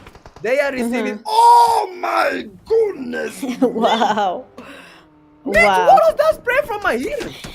I mean, wow, Mahidi there, perfect spray with the M4 and the 4-scope. Honestly, most players tell us that as soon as you see someone playing the M4 and a 4-scope, just be careful. That player is a big confident sprays, and we have seen exactly that spray was to action. And I believe that is what is giving them a push there to go in for that close fight with North Esports. We'll be seeing if that's going to be the case. Team Unique on the other hand here, getting sprayed by Zeus. Already their teammate there has been taken back to lobby, leaving just Aya. And now his teammates will be watching from afar. Getting that revive will be close to impossible. Remember yesterday we had Zeus getting a chicken dinner, and they might be looking for another chicken dinner, seeing that the second chicken dinner missed them by a small margin yesterday. I think today is that day. They want to close in that gap. But then we have the players from more esports getting pressured by the Emperors. We have a lot of sprays and nades coming from different angles. Demonic, remember we talked about this player, a very good player from the more esports team, and they have to be really careful about going in for that push against him because the player is just a bit confident. And now more esports, they are trying to put the pressure. The nades are coming from every single angle. The finally does connect, and Beast is down, and they will be going in for that push. Another day getting hooked up, another player is down. I mean, Kanye and his teammates have been taken back to lobby. Kanye, Beast, and the rest of the teammates from Emperor have been taken back to lobby. I mean, more esports, you have to be careful about this team. You know, we have seen how they can really dominate a fight, and that fight was close to impossible, but it is a good form there for the Emperor team, even though they were not able to get that a win on that fight. Honestly, when it comes to these guys, even if they don't have numbers, even if they may have suffered a lot of casualties, they still are able to prove that they are a force to be reckoned with. But unfortunately, the Mao esports have been eliminated. How fast was that? Mao esports are out. We were just talking about the Mao esports, and right now the Mao esports don't even know what hit them. What hit them? Oh my goodness, Mao esports right now don't even believe their eyes. Emperors, I believe Emperors right now, they are at a very, very bad position when it comes to the overall ranking. They got 0 points in that game. Oh my goodness, are they really going to survive this? Are they really going to survive? And the Emperors, their crowns are going to be crowned on other teams. Oh my goodness, they have no throne at the moment. Where are they going back? Only the lobby. Only the lobby. And guys, this is the Team Unique with those baggies trying to get that position in, trying to get that a safe spot because they need them numbers as much as possible. I believe they went and revived one of the teams. This is the Neon baby. Oh my goodness me, look at that close range with the 4 times. Oh, that is the first time that I've ever seen that. Most of the time when players open their 4 times scope, they are very much confused when it comes to those sprays, but not the Neon 33 baby with the one elimination. He knows that these players are here and they are making the push. Royal Academy Gabon, they are here trying to get and relocate to their positioning. Neon baby, oh my god, oh my goodness. Neon baby with a push, SMG in hand, and the Neon baby goes for the leg, goes for the knock, but gets knocked instead. That was quite a game. Neon baby put out the fight, but the Royal Academy Gabon, they are also receiving casualties. Neon eSports have not left the fight. They are going all in, like it or not. You cannot get without us getting those deaths. This is the dark guy with the 2 eliminations, and he is putting the team in the map. Neon rising, definitely rising, as we see. 1 push, 1 knock, 1 elimination. 2 eliminations, Royal Academy Gabon. That is just how it. 1 man, Neon, that guy needs to find a good pose. We have players from each and every direction because that part is always insane. But I think you will go for the ditch. That is, I think, the best place to go. But I have a lot of players. Honestly, Mitch, that was a good game. But then casualties everywhere. Yeah, I mean, casualties are everywhere. Teams are getting out the third-party fights. People are now closing in, getting closer to each other. Nowhere is safe anymore. And our Slaughter unit, they have a team getting closer to them, and that is 10-11 XTC. Vexy, they are trying to cook up a nade. XTC team might just be a Kobe, but then we cannot see that connecting yet. Every right now making their rotations. Just grenades are still dominating all over again. The players mess you, another nade is in there too pretty, and his teammates are down, and now 10-11 XTC, they have the chance to go in for that push. Angry Man trying to get as many nades towards the players from XTC, but remember, 2 amazing grenadiers are in the XTC team, and that is none other than Crusader and Amar, with Crusader being on the one who is basically, I wouldn't say the end anymore, but Crusader is always the one leading that push to make sure something happens for his team. And once in a while, we'll be seeing a lot of Crusader skills here and there. These going to be traitors and Amar's grenade doing the talking in fight against Slaughter unit. 3 of the players already back in lobby. Angry Man being the only person standing. I mean, being the one man in a team is usually the most stressful thing for any player, because you have to try so hard to get your team to the highest rank as possible in terms of placement, and even if you can still some eliminations, then why not? But it seems like Traitor will be spotting a player that doing the snaking, trying to be safe there behind the hay, but then my friend is quite exposed, and of course we'll be trying to get the thruster, but unfortunately it's not going to be easy, seeing that there are people literally every single angle trying to third party the fight. But I mean, Nick, what? Team Unique has been eliminated? What is changing in Group A's games today? They seem to be a little bit relaxed here, and some of their strategies are not really going as planned. But it's too early in the game to decide whether this is going to be a problem for the teams or not. Yeah, this is going to be a problem because composure happen in both ways. All the teams, they have it all. And honestly, guys, this is something out of the record books. Look at the 12.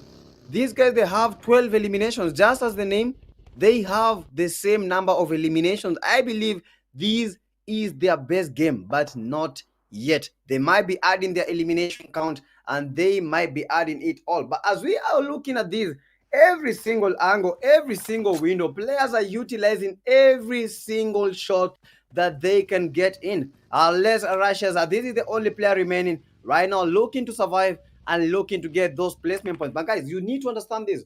When you have the numbers, elimination points are vital. When you don't have the numbers, placement points are the ones that you look for. Like it or not, that is just the way. Or am I lying, Mitch? Nope, that is actually true. And the Russians here, Mimi has been spotted. And of course, is it Mimi or my has been taken back to lobby, but they'll tell us there in the comment section. But for now, 9 teams remaining. The zone is getting smaller. Teams are now closed in on each other. We'll be seeing a lot of teams and now going in for that fight. They want to be in the third party. They want to be the ones to get the eliminations. But they're not going in for that push. The DBS trying to get something happening. But I mean, esports in the fight here, and they are the ones taking 10, 11 all the way back to lobby. I mean, a lot of things are changing right now. Most of the not even understand what is happening around, because everyone is trying to get a piece of the eliminations. They want to get their numbers up. So we'll be seeing whether this is going to change or not. I believe now this is where everyone is starting to use their supports and fraggers for their teams. If you have an aggressive player who is confident enough to lead a fight, an ambush, then I think this is the time to let those players lead, because honestly, you have to be putting your best players in front, and then now we can talk more about the team. But it seems like Team Execute being able to eliminate Zeus Moris all the way back to lobby. So now with just 6 teams remaining, I am really interested to know which team will be giving us the first chicken dinner of the day for Group A. Seeing that we know these teams are PTK, which team do you think is going to be having the highest chances to getting that chicken dinner for this first game for Group A? Honestly, when it comes to the team that might win the chicken dinner, we are looking currently at the numbers. That is the 12 esports. They have the numbers when it players, and when it comes to the elimination, they have total players in their squad under 14 eliminations. And look at the execute, they have 4 players and 6 eliminations. So I think these are the two teams that might be able to make a win count. Neon are with 2 players. Oh my, eliminated. As soon as I mention a team, they get it. As soon as we just mentioned that team, a team with capability, but unfortunately, Neon are out of the race, and these are the final 5 teams that are remaining. You have the 12 esports with a combined 14 eliminations, Execute with a combined 6 eliminations. We have the ITX with a combined 4 eliminations. We have the RAG with 3, and finally the North esports with 1 combined elimination. So it is a matter of who will get this, who will make it happen. 5 teams remaining, 13 players in total. You have the ITX in the ditch trying to make that survival count, trying to get the placement points. They know that they are in the top 5, but is the top 5 really what they are aiming for? Look at the nade. That was a good nade. Not a grandpa is down, and the North esports, not grandpa getting eliminated, and the North esports 12. One of the 12 guys is down. 12 Pablo getting the OPA to exotic, and it's happening again. One fight, one third party, and the 12 esports, they are going for the push. It is a 3v3. It is a 3v4. Because one of the guys from the 12 esports is down. Execute with a full stream. We have a 1-1. It is happening. Pain getting the 12 days, and the Execute, they are making the push. It is a 1-man army. It is a 2-man army. It is a 3-man, and a Pain with that heal, with the ditch. I think the ITX still holding the ditch. 12 esports still trying to make the flanking, trying to make the survival, but who will win this? Right now, the numbers are in Execute's side. Are Yeah, I they mean, really Team going to use Execute. the numbers? Yeah, Are probably, they really because going to use the you can numbers? see they've been holding that high ground for quite some time. And yes, it is finally working out for them. They have the visuals. They can see most, if not all, the teams right now. We have not Crypto. They are just holding by the west side here of ITX, that is invincible player Rupo, trying to get some nades towards them. But then Team Execute, you have a very interesting flag there from Mamba, making sure he can increase Execute's vision on the players that are right around them. They can make sure that they do not have anyone next to them. And finally, the flank did pay off, and Mamba taking down one team. That does reduce the number of teams surviving, 3 teams in the game, and that means Team Execute has a better chance right now of getting that chicken dinner. They might be working towards that. Remember, they are also in the first page, so a chicken dinner might just be the best thing for them right now. Getting up that leaderboard is very important for every single team. Without EXE, we can see Swashi, they are doing a very, very interesting rotation going towards Mamba. Invisible player Rupo just staying there, snaking it out, waiting for people to make a mistake, and then maybe something will be happening. But then Mamba, they have been spotted. 12 esports, Pablo and Saitama, very patient players. They are not disclosing their position. They just want people to get closer. Oh, and it seems like Zaber is aware of Pablo's location, trying to get some nades towards him. They're actually getting closer, but then not that close. He just needs to move a little bit forward, and maybe we'll be seeing a very interesting grenade on this side. I mean, a 57% chance for Team Execute to get a chicken dinner. And now all they have to do is maintain their numbers. If EXE maintains their numbers, then we'll probably be seeing a chicken dinner for them here. PTK might just be the first chicken dinner ever for Team Execute in the PMAC group stages. Yeah, if the Executor are able to pull this out, I believe these will be their first chicken dinner for the Team Execute and for Kenya itself, because Kenya has not been on the map when it has come to those winner chicken dinners. Kenya has been losing so much, and these might be that eye opener. These might be just what they are looking for. They are trying to control the zone. That is Zaba trying to get the flanking. They know they have the numbers, a 4v2v1, and they are holding the zone. They know that they can win this. They know that they can get those eliminations. One spot, one knock. They are throwing those nade. Pablo with a good nade, trying to get Mamba. Oh my goodness, Saitama! How the hell did he survive the nade? Mamba, they are throwing all the nades. Mamba, knowing that he has been recognized, he has been compromised, trying to switch lanes, trying to switch his spot. But look at that. Zaba almost eliminated, receiving quite some spray. Zaba going for the push. Zaba almost eliminated. Oh my goodness, and that is the player that has been playing as a solo. Zaba trying to cook the nade, and he knows. Zaba. Oh my goodness me. Robo getting Zaba down, and Zaba is getting knocked. And Saitama, the only player from the 12 eSports that is remaining with the S12K. Mamba, that is how we do it. That is the X-Mamba, and they are going all in. This is the Team Execute, and they are getting the executions. Like them, hate them. They are going for the push, and they are going for the win. Oh my goodness, Robo got another player. Oh my goodness, but that is Wow. from the Team Execute. That was it, and that is how Kenya sounds when they start believing. That is Kenya itself. Oh my God, oh my goodness, oh my word, and that is just it. That is what happens when Kenya starts believing. That is what happened when the Team Executes get the executions. GG's.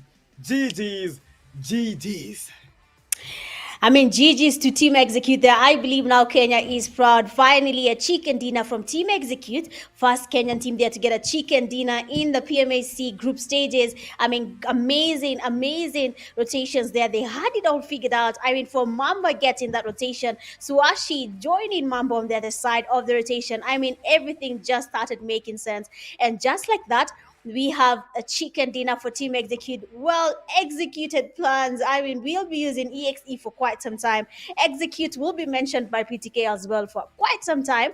But for now, GG's to you, Team Execute. Well-structured game. I mean, at first there, I thought they were going to fumble that chicken dinner because the invisible player, Rupo, he was waiting. I mean, he was patient. He had Zaber. He got that knock on Zaber. He got a knock on Pain. But then remember, the numbers were there for EXE. They did finish their fight there. They decided, okay, let's finish 12 esports, and then now let's focus on this other team. And that was the invisible player, Rupo. So, I mean, good stuff there from Team Execute. A well-deserved chicken dinner. 12 esports there in terms of eliminations. I think you're going to be shocked. We left them at 14. They're probably a little bit higher now, but we'll be seeing if that's going to be the case. But 12 esports there did lose a very promising game for them. I mean, getting the chicken dinner, 10 points, and then getting those eliminations added, that's a big plus for them. But remember, this is just the first game for Group A. I mean, some teams are still getting a hold of the phones and trying to get comfortable. But for now, big up to you, Team Execute, hoping to keep up the same momentum in the next coming games. Honestly, that was the stuff of Stellar Champions was incredible. And honestly, that was insane. I didn't expect that to happen. But look at the IT. That is the ITX player. That was awesome from him. He got the win. I believe got 3 eliminations because he got Zaba, Pain, and the player that got was the player in the blue zone. So if the player that got the miss, trust you me, that would have been an easy chick dinner for him. He played good, but guys, we need to talk about the MVPs. 12 esports. That is how you do it. That is how you make it happen. MVP 12 Pablo with the 6 eliminations, 802 damage. He got the 4 knocks, 2 assists, and this man, he's got the aura. Now this is how we need to see them. 12 esports. They got more than, I believe, 15 eliminations. I believe they have gotten 15 eliminations, but for the stats, and guys, 12 Pablo with the most eliminations. That is a good. Now that was the MVP. We have the 12 Saitama, 4 eliminations, 4 knocks. Look at how the 12 esports are playing. These guys, they played good, and they have 3 of them in the top player list. That was just but a first game. They still have another game. So their prowess. Saitama, we have the ITX, Rupo, the man that was clutching it all, X-Mambe, and we have the 12. These summary, and as we know, it's 68 eliminations. This is the match that in the most headshots. Mitch, do we have any other game that we've seen most eliminations? These are 19 eliminations. How on earth do we have 19 headshots? I believe now this is the game with the most headshots.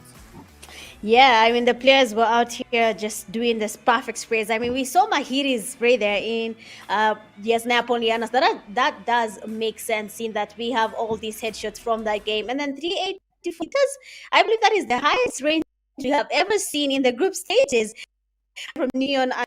And I'm trying to see they're going to be more of these games. Group A has not disappointed. Group A, honestly, that was a very interesting game. We had Group C. They made us watch the games on our feet. Our Group A is doing the same thing. Some of us been in disbelief, but when the game was just most of the teams taking on the fights, but for 12 esports, some watching them made sure as long as any fight finds us, we will make sure that anyone is able to take us back slowly. Biggest esports, the third party esports, 4 miracles, they went in for that push on 12 esports, and somehow they still survived. And Team Execute working their way up to from what they maintained every passive game. They waited, they did their very late rotations, they played slow movements towards the safe zone, and finally that did work out. Though for more esports, we were very impressed with the wipe they had on Emperor, but then somehow along the line make it to the safe zone. Remember, this is a competition. If I can hear shots, then probably casualties are there as well. So why not third party and get some eliminations happening there? But then Neon Rising here taking on another amazing try on the players from Rag was not going to be easy, because now the cover from the Rag team good, and they were able to take on Neon Rising easy peasy with 10-11x. The third party fights, almost getting themselves an amazing game, but somehow this was just not their game. They tried to get it happening, but then Amar being third partied again by 12 esports. From the beginning of the game, 12 esports have just been finding themselves at the right place at the right time, and that did work out here. We thought Execute was going to lose that, because I mean Rupo was just doing it, and if anything, if Rupo had numbers, would have gotten that chicken dinner for his team, but then it does happen. EXE, we had Mamba there, agents to his name, 541 damage as well. So she coming in there with 4 eliminations, a damage of 519, Zaversians ended in 20 to damage, then Pain with 1 elimination and a damage of 272. I mean, Mamba there did really work it, but you can see the damage from all the players. It means really trying to get something happening for their team. And finally, we have a chicken for Team Execute. Yeah, that was an awesome game. One of the most unexpected. But I believe at this point, we are seeing teams improving from the right now. This is just incredible, and this is just the stuff. Team Execute with the chicken dinner, 23 eliminations. That is 13 eliminations and 10 for the placement point. We have at the team, that is the 12 esports. They have 20 points. That is the 20 total points. GG to them. They made that happen, and they got the elimination. They got the points. This was the team. And I said 15 eliminations. Yeah, that was right. We have the ITX having one of their best Rupo trying to quadruple execute but failing, but he was able to knock two of their players. We have at the rack, they played good, but guys, with that game, we are seeing a change when it comes to the overall ranking. RGCs still at the top spot with 86 points. We have Zeus eSports with the 81, Unique with the 78, 3Cs with the 76, 12 with the 68. But guys, right now we are talking about the team execute having gone up, not in the top 10 initially, but right now they are in the top 6 with the 66 points. So are we going to be seeing a change when it comes to the day, to the next game, and when it comes to the remaining days? I believe so, and I believe so. Yo, look at the 12 esports. These are the two teams that have been battling it up in the number 1 and the number 2. That is the 12 and the X. Although the 12 got the number 3, execute, look at the point margin, 68 and 66. That is quite insane. We have the number 9 to the number 16. Glory, they have been playing good, but that was not their best day just yet. We have been seeing teams playing their best. Balls, we have the Rejects, we have Espada, XTCs. But I believe XTCs, they have suffered when it comes to that game. They have not played as they would have wished to play. But I believe we shall be having a change when it comes to the next game. This is quite incredible. This is quite new. And this is quite awesome. As we continue with the action, don't forget, guys, this is the Pubg Mobile African Cup. Africa, our time is here. Africa, our time to shine. Africa, let us show them what we are about. As we continue with the great action, don't forget, if you are watching at home, these teams need you. So always be in the comments, always be in support of these teams, always be in support of your country as we continue giving you all this great action in the Pubg Mobile Africa Cup 2025. Exactly. Well, I believe that is it for game number 4. We have one more game to go, but for now, we'll be taking a quick break and then we'll be seeing you guys after the break. BRB.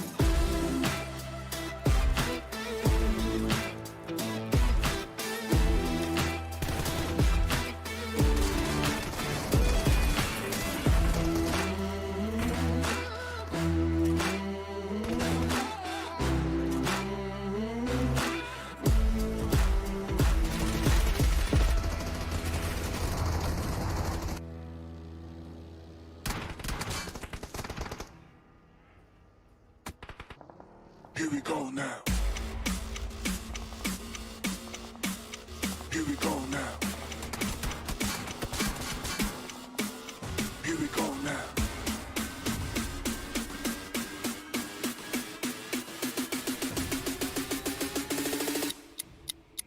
Here we go now.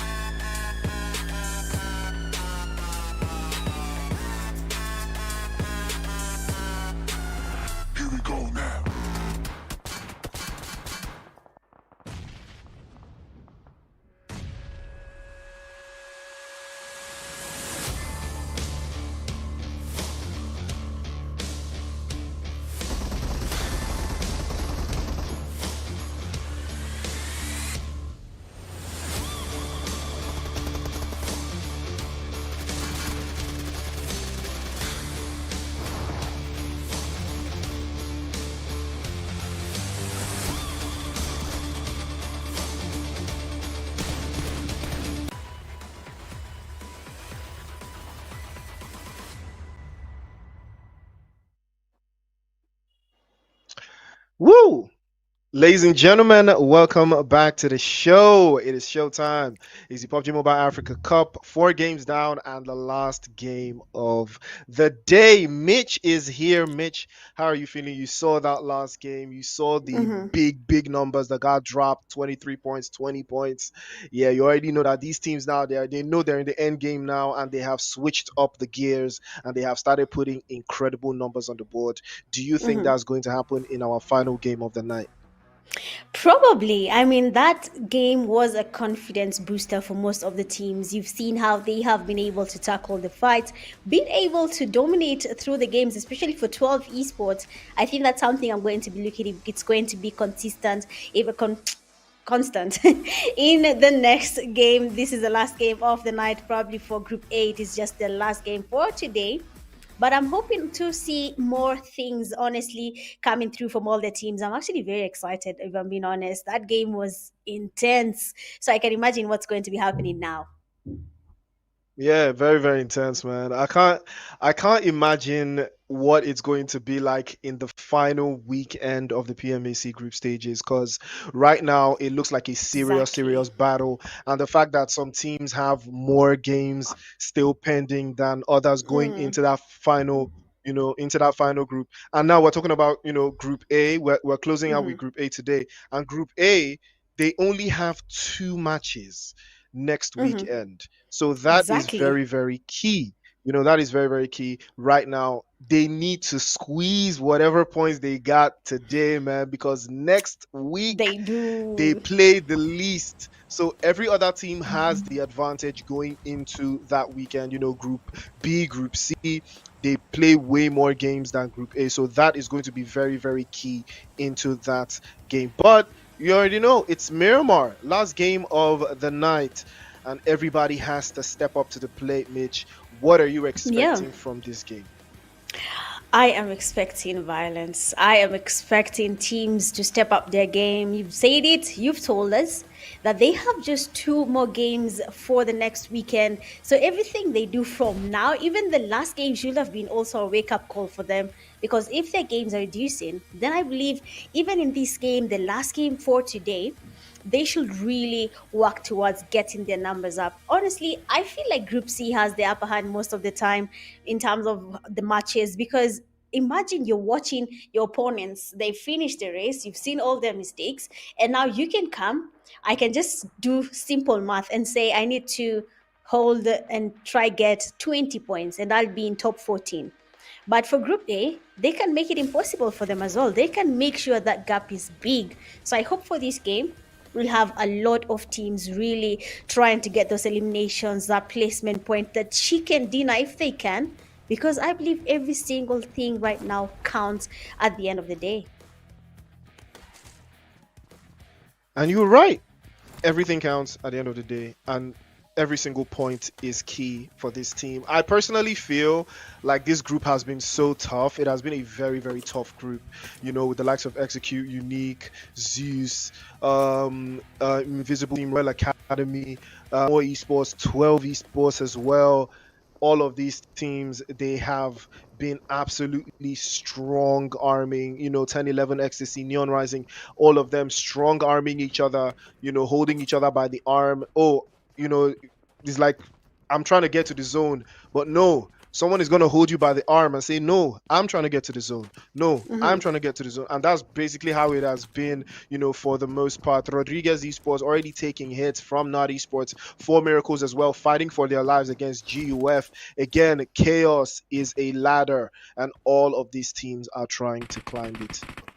Exactly. They need to be at the top of the ladder to see everything and everyone as they try to make their way to Kenya. But for now, most of the teams are taking on the fights. Not esports already going in for that push. They want to take on Rodriguez. Already Fatal has been taken back. So there'll be amazing damage there. And Crave, of course, will be trying to retreat and avoid this fight as much as he can. But as long as you're able to share your back with the players or rather the opponent, then probably you will be going back to lobby because I mean that was an easy spray on him. He was not attacking them. He was not exposing them to any damage. He was the one giving them an easy knock and basically a finish on Rodriguez. Yeah, you're right. Again, GUF here is a bit of a tricky one between them and Four Miracles trying to hold out Picado. I was not expecting to see any early drops, but it looks like that's what we're going to be stuck with here, though, going forward. But it's never stopped anyone. They believe Goblin still knocked away for Four Miracles. Is going to have to find his way around this. Sphinxy as well. I think his HP is taking a hit, and it looks like GUF want to close this down. They want to eliminate as many players from Four Miracles as possible. They are trying to make this a very, very difficult game for GUF as well. But the pressure is on. They did lose Shiro earlier on, but it won't stop them though. Step Bro is looking for a way to get up the stairs. Goblin still knocked away, but it looks like he will be getting picked up. Good position for them. Picado is a very, very nasty place to play out of, and you can already see the toll it is taking on some of these players. But there is still a lot of ground to cover back to full strength. Now they can capitalize, but GUF still have the info. That is what is important here. I don't like Picado though. I personally don't like Picado. Same. It looks very, very tricky. It's so complex. It is so complex. Mhm. You can lose players from anywhere. I prefer maybe Los Leones, El Pozo, places like that Yeah. you can gather a lot of intel or something. But Picado, man, is so stiff. Yeah, and if you don't understand Picardo, honestly, someone can flank you, can go up the hill, can go to the next building. The steps are everywhere. You don't even know who is who. Oh, Picardo is not an easy place to survive. But it seems like for GUF here, they want to take on the Four Miracles, Chic and Sphinx. They are the ones right above GUF Africa players. That is Clips and his teammate. I hope they have a plan on this because if they do not finish, I think I've seen Zeus Moris creeping in slowly towards Picado. They want to be a part of this fight. So they have to be really, really quick about it. They need to finish it as soon as they can because as long as there's a third party, winning a fight is usually close to impossible if you are the ones outside the compound. But then you have their Sphinxy trying to get some pre-fires, and Clips finally goes in for that push, tries to get some sprays towards Sphinxy, and we have the fast back India trying to get his teammate amazing cover, but then it goes down as well. And now Four Miracles will be taking on the players from GUF, taking them back to lobby. And for Four Miracles, finally, it is their time. I mean, the last game there, they tried to get on a fight, but they were eliminated because of a third party. So I hope this time round they have learned and they're going to do something about it, avoid maybe the third party fights or just play inside the building. This playing outside, especially Miramar, it's just not it. It cannot work at all. And you're right. That strategy has been a little bit played out. Everybody tends to pick up on how these teams have been trying to play for the most part, and they are learning that the hard way. But it has never stopped anyone before. Probably going to try again and again until they stick the landing, But right True. now, Zeus very comfortable. I think they're very comfortable. I think Zeus Esports is very comfortable right now in their position. They have a plethora of points. They're probably going to clock maybe 80 points by the end of today, and that puts them in a very, very comfortable spot, knowing that next weekend they only get to play 2 matches, so potential for stacking up points is relatively lesser than what they've had so far. But you never know. The last days are always the best days, for some teams, Yeah. and the last days are always the worst days for some other teams. So Slaughter Unit, on the other hand, taking some hits from Les Rushes again. They have been trading off. That's a big spray from Mahir over to the top side of that hill position. He gets his drop, but it's not enough. The Mini 14 will bend him all the way over and almost send him back into the lobby. An unfortunate position to be in. Vexy, unfortunately, they will tell him not to vex too much as he finds his way back into the lobby with the quickness. And it will all be left to Mahir from Slaughter Unit, and he might be getting slaughtered any moment from now. An unfortunate scenes for them, again, deep in the blue zone. These teams deep in the blue fighting out on these positions. Slaughter Unit getting sent back into the lobby, courtesy of the play zone. Again, this is not what you want to see at this stage, Mitch. Yeah, I mean, losing players there to the blue zone is just not it. Sometimes honestly, some fights we can leave them. You don't have to take on all the fights, but I feel the pressure for Group A here. They're really trying to get the points up. They have now understanding that everything is relying on these last games. They need to be somewhere before Group C is back, and then they start pushing them down the leaderboard all over again, and then they have to get their way up. Everything for Group A is just a little bit harder, but I hope they have a plan towards it. Zeus Moris, they're finally taking on another fight. Oh, and just easily like that, Emperor have been eliminated. They had somehow lost some of their teammates along the way. And for this game, it is Miramar. It is expected to be a very slow map.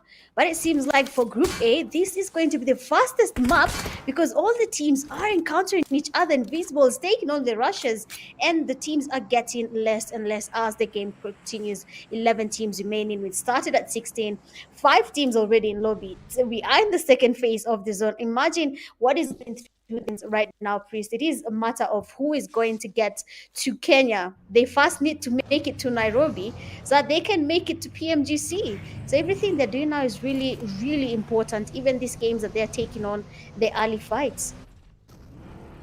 Yeah, way too early for me, if you ask. I mean, it's only in Group A you're gonna have 5 teams in the back of the lobby by Zone 1. Come on, guys, what are we doing, man? What is going on, man? How can we lose over 20 players? 20 players in Phase 1 of the zone.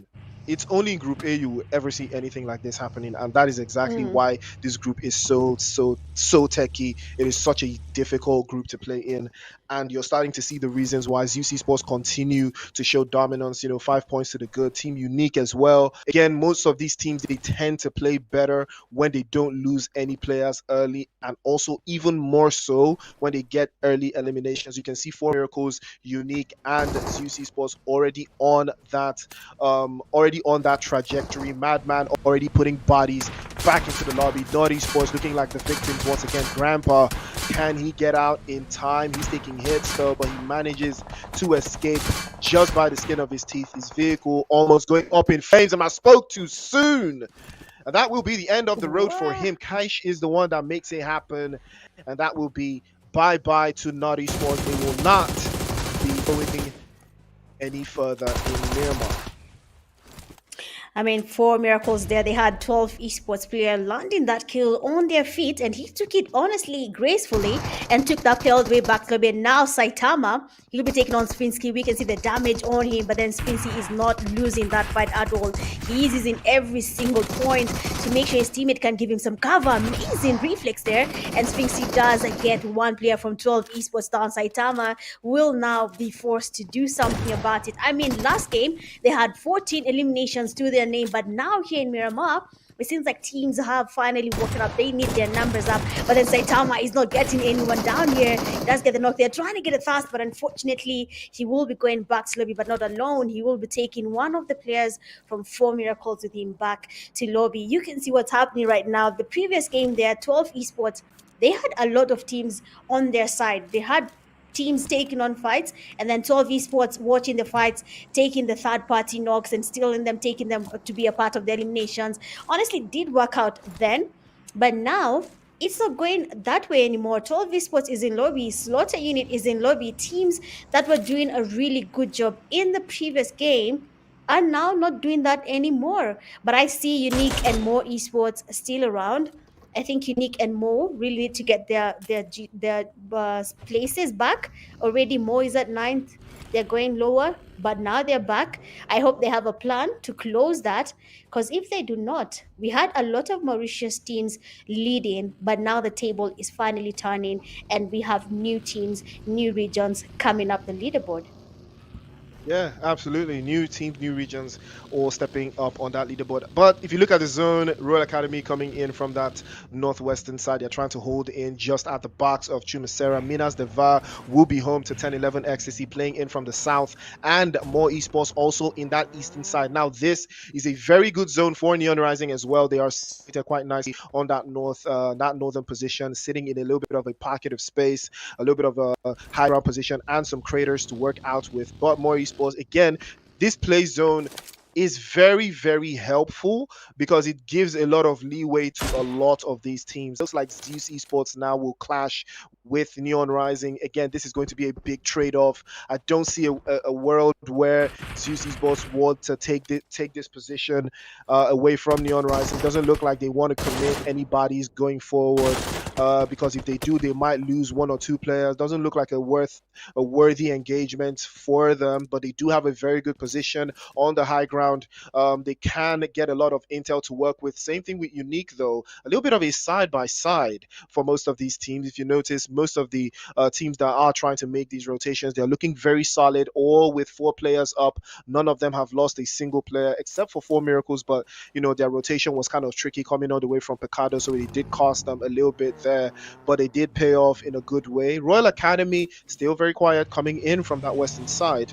Hopefully they will be able to find a way through. But in the south, 10-11 Ecstasy yet to get any eliminations. We are going to go into phase number 4 of the circle, pitching the teams a little bit closer to each other, and then the chaos is about to ensue. We still have 34 players in here. Again, it's a little less, so it gives a lot of leeway for a lot of rotations because there are less teams, less bodies to worry about. And that is what happens when you lose like 30 players in zone 3. Hardly have the group except for this one. So this is the consequence of that happening. There's a lot of space for teams to make slow rotations, gather as much intel as possible. Invisible team, hopefully they will be able to find a way through to spot inside those spaces in the south.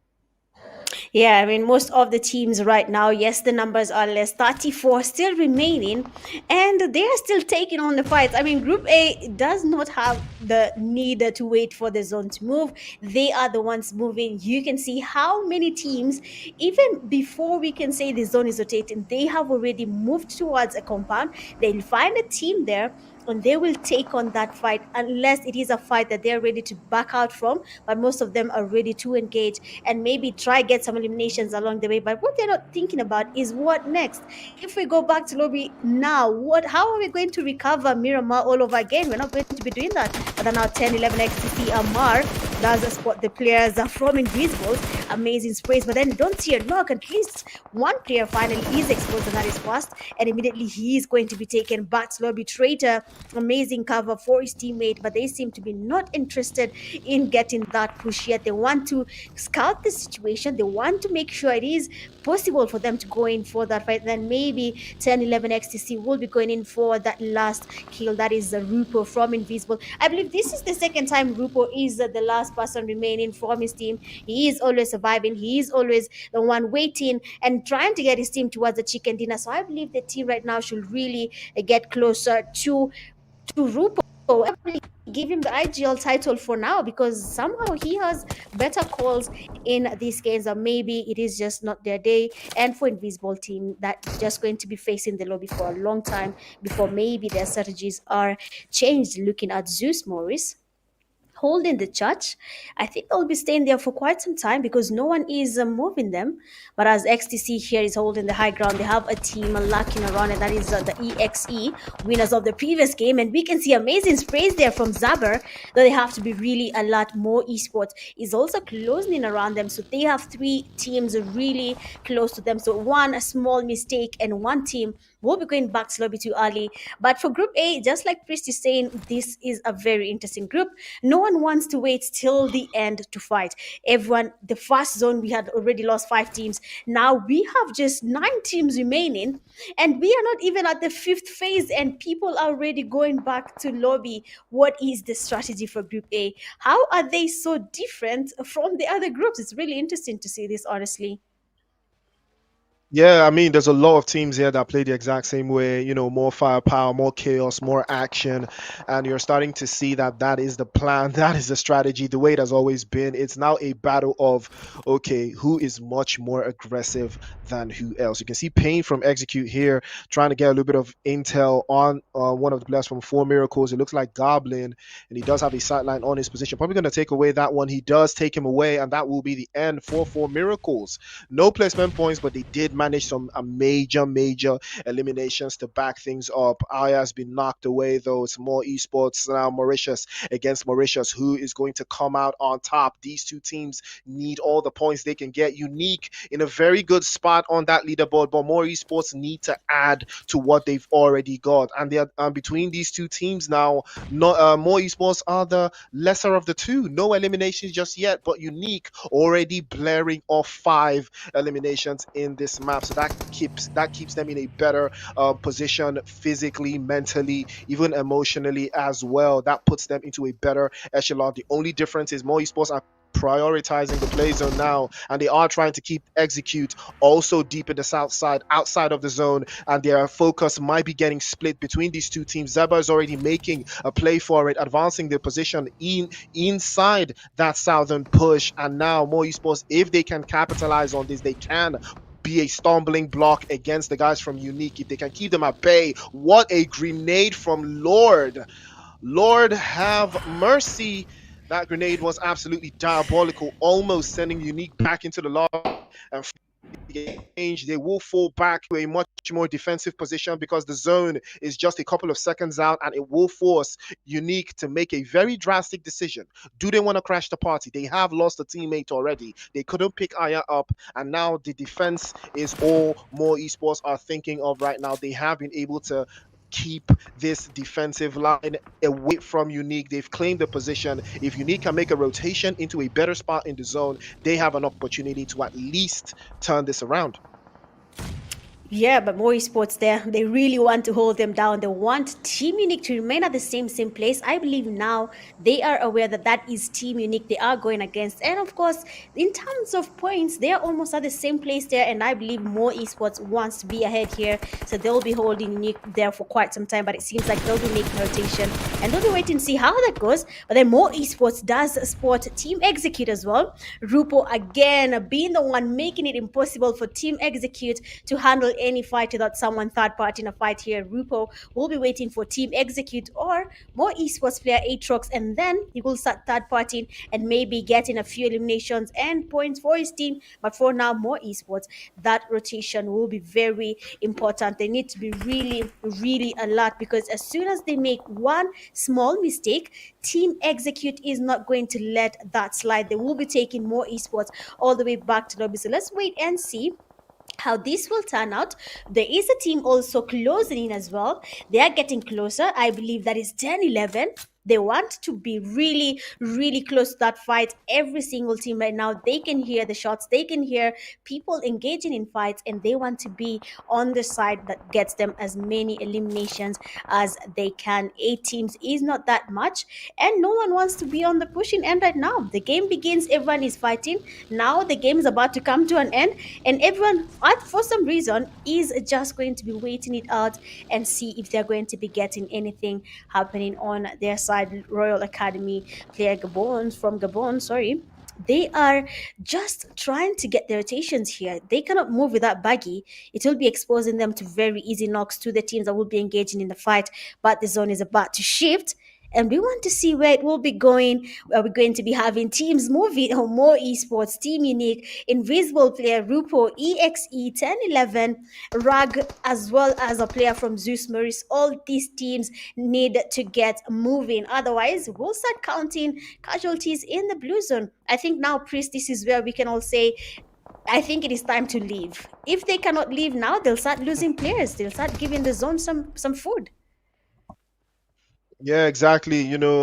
Team Execute making their rotation a little bit slower than usual. 10-11 just up on the hillside. If 10-11 cross over to the other side of the hill and spot their position, things could look very bad for Execute. 10-11 have a very straight shot into the zone, though. Amar has finally leapt up from his position. He has his sight line now, but let's not forget the last player from the Invisible team is still very much in there. Could play a little bit of spoiler for Team Execute if they do get caught out from that position, but it doesn't look like Ecstasy wants to commit to that. They would rather prioritize getting into the play zone and holding a little bit of a hillside position up onto that draft to keep the rest of those teams at bay and to get into the play zone. Execute, on the other hand, have made the rotation, and they will run into Rupo from Invisible team and make quick work of him. He goes back into the lobby and looks like Ecstasy and Neon Rising may be locking horns here, and it's not the engagement I was expecting to see, but it looks like that is where we are at.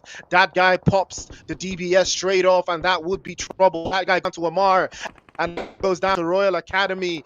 And 10-11 to see have lost 2 players in all these engagements. They cannot afford to lose anymore, as Unique now getting boxed in by the guys from More Esports. They have been fighting tooth and nail to steal these positions away from each other time and time again. And Crusader, unfortunately, will be sent back into the lobby. And trouble in paradise now for Ecstasy, as Neon Rising will also continue to apply more pressure. But here comes Zeus Esports now. They want a piece of the action as well. Logic with a drop. Cage goes down immediately. Beautiful. Grenade over to the other side there from Exist. And here comes Swash as well from Execute. He wants a piece of the action too. He wants more eliminations. He wants to put Kenya on the map. And he wants to take the responsibility on his shoulders. More Esports still fighting tooth and nail up onto that hillside. Again, Amar continues to apply the pressure. A grenade over upside. Will Horn guys from Neon Rising, but this time he will not be so lucky, and that will be the end of the road for Neon Rising. Cola falls victim to Royal Academy, and now it is the time for Royal Academy to get this done against the guys from 10-11. Can they hold on? It's a 4 versus 2. It's going to be a hard position. Smoker immediately falls to the Molotov cocktail, and he might be taking hits. That's 2 players now for Royal Academy getting knocked away. 10-11, they could capitalize. Smoker's 1 HP, and he might be circling back ground floor, but they cannot capitalize. Not enough intel. Amar also taking a hit. He falls, and Amar drops a grenade for Yang. Yang falls away as well. Royal Academy fighting for their lives here. They cannot afford to lose out, and they are fighting 2 separate teams. Execute also putting in pressure. Kelvin falls to Zeus Esports. 6 teams left, Mitch, and 17 players all looking for that chicken dinner. I mean, the chicken dinner is something everyone is trying to grasp right now. Nades coming in, and now Zist is down. More Esports finally getting their time against Team Unique here. Madman being the only person starting. We have seen him getting the MVP title. Amazing spell Lord, and he's down, and that leaves only Aatrox, last man, to be able to get something happening for More Esports. 2 players for More Esports, and now Madman, the only player from that team, will be forced to do something about it. Zeus Moris, on the other hand, coming in right behind them. Lord will be facing the rot that is from Zeus Moris, taking him all the way back. So with teams now closing in on each other, being amongst the winning teams will be close to impossible, because every single team right now needs that chicken dinner. XTC holding the same compound. Royal Academy players, 2 players, really close to XTC players, and they need to get that spray happening. They need to get pushing, because as soon as XTC gets that 1 knock, as soon as they leave Amar to get 1 grenade working, then we'll be seeing Bego and Amar going in for that push. We know Amar for his amazing grenades. They're always connecting. They're always getting people on their knees. But then this time around, it seems like they lack those grenades to get anything happening on a Royal Academy. More Esports, basically a landmine where they are. Nades coming from Team Execute, and they are not done. We can see some nades getting cooked up. They want to get those knocks. More Esports player Demonic on the receiving end right now. Unique Madman playing it safe.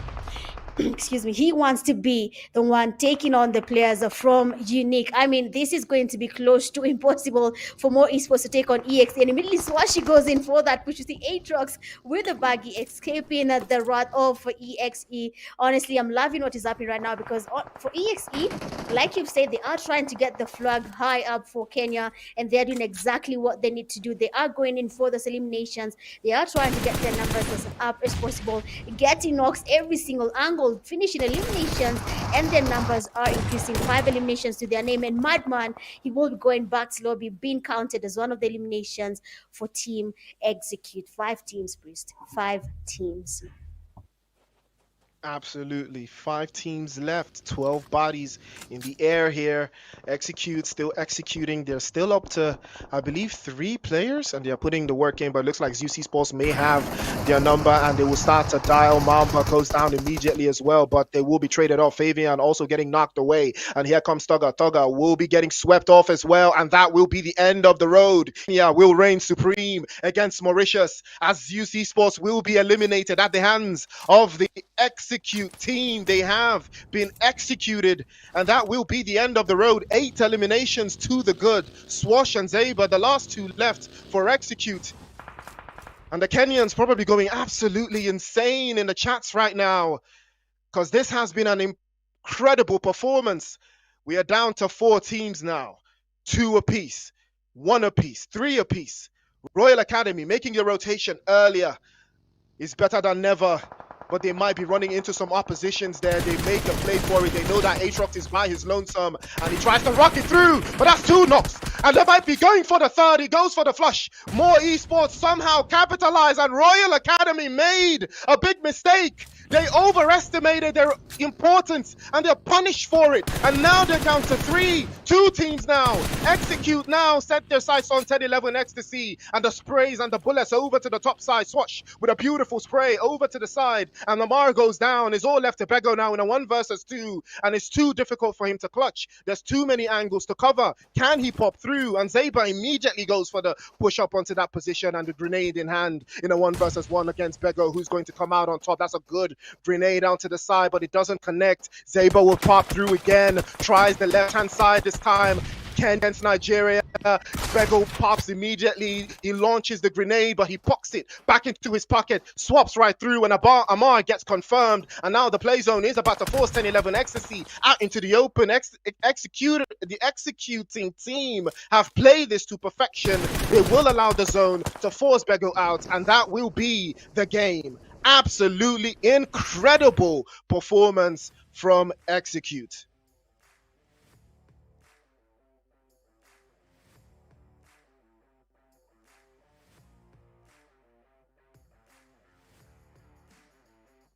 Woo! Chicken dinner for Execute. And what a journey, what a ride, what a performance they have had, Mitch. Exactly. I mean, that is something people are going to be talking about for a very long time. Winner, chicken dinner for the Execute. I believe they are the first team in the PUBG Mobile Africa Cup 2025 group stages to be able to get 2 chicken dinners in a row. We have not seen that from day one, Priest. Not a single team has given us a chicken dinner. First game, second game, following back to back, and we have witnessed it today from Team Execute. First chicken dinner for them here in the group stages, for Kenya as well, and now they come again in Miramar and they get the second chicken dinner. All you can say is kudos to Team Execute. Amazing calls there. Well deserved chicken dinner. And of course for XTC, there's always the next time. Yeah, I mean, they it was a very it was very, very incredible. There was a lot of it was very, very high risk. Unfortunately, the play zone did not work out. Execute got really blessed with the zone towards our final third. Royal Academy could have been their game, but they overestimated their position, and they got hurt in the process, and that cost them going into that next spot. But it's still part of the game. It's still part of the strategy, and it worked out in their favor, and that is what we love to see. Exactly. XTC there would have gotten it for RAG as well. They had the chances, but just not in this game. Looking at the MVP, we have Zeus Thaga from Zeus Moris getting 1 elimination, a damage of 1,117, 3 knocks, surviving a total of 25 minutes and 39 seconds. 3 assists on his name, but 1 elimination with a damage of 1,117. Thaga was doing something, just that the eliminations were not counting. Probably they were being distributed along the team. They was just getting the knocks, or we had third parties getting his eliminations. It could have happened along that line, but then amazing calls, the amazing gameplay for Zeus Moris player Thaga being crowned the MVP. And the second top player, we have Mo Aatrox from Mo Esports. 3 eliminations, a damage of 914. Third place, XTC Amar. 3 eliminations, a damage of 811. Fourth place, we have EXE Swashi 7 eliminations, a damage of 806. And then in the 5th place for the top players, we have a Zeus Moris player, that is Logic, 5 eliminations and a damage of 737. I mean, Zeus Tiger here, we can see how he was also helping the team. There you can see Logic, 5 eliminations, and then Thaga, 1 elimination. But the damage between the two players, the difference is quite high. And it explains why he has the MVP. Though it looks funny seeing 1 elimination getting an MVP title, but everything does come to play from survival to damage to the assists. And that tells you every single stat matters. You know, we have 60 eliminations in this game. 11 of those eliminations did end in headshots, and we had 2 airdrops get looted in Miramar, 5 grenade eliminations. I believe this is the highest I've seen for today at least, but 298 was the distance. Faker had his bullets travel inside of this Miramar game. Unfortunately, nobody used their vehicle as a fly swatter to eliminate any enemies this time around, but we're looking out for more where that stems from. But incredible performance from the likes of Zeus, Execute, 1011 Ecstasy, Neon Rising. Unfortunately, I think they got caught out there between a rock and a very hard place. Royal Academy falling to the side just a little bit there, but we are talking about it right now, but let's take a look at the highlights. Let's see how it broke down from the beginning of the game all the way down to the last kick of it. I mean, Mitch, you saw Rodriguez eSports, they got rocked very, very early against the guys from NAD eSports, sent back into the lobby with the quickness. And this is one of the things we talked about. Teams were getting eliminated relatively very, very early, at the beginning of the game. As Russia's exactly falling into that as well, with Slaughter Unit being also one of those teams. Before the close of the first zone, we had already got into 2 teams, 3 sent back into the lobby. Yeah, I mean, a lot of teams were getting eliminated. Group A is still that group we'll be talking about for quite a long time, because I do not understand why the teams chose to take on the early fights, losing the fights too early as well. It was very alarming.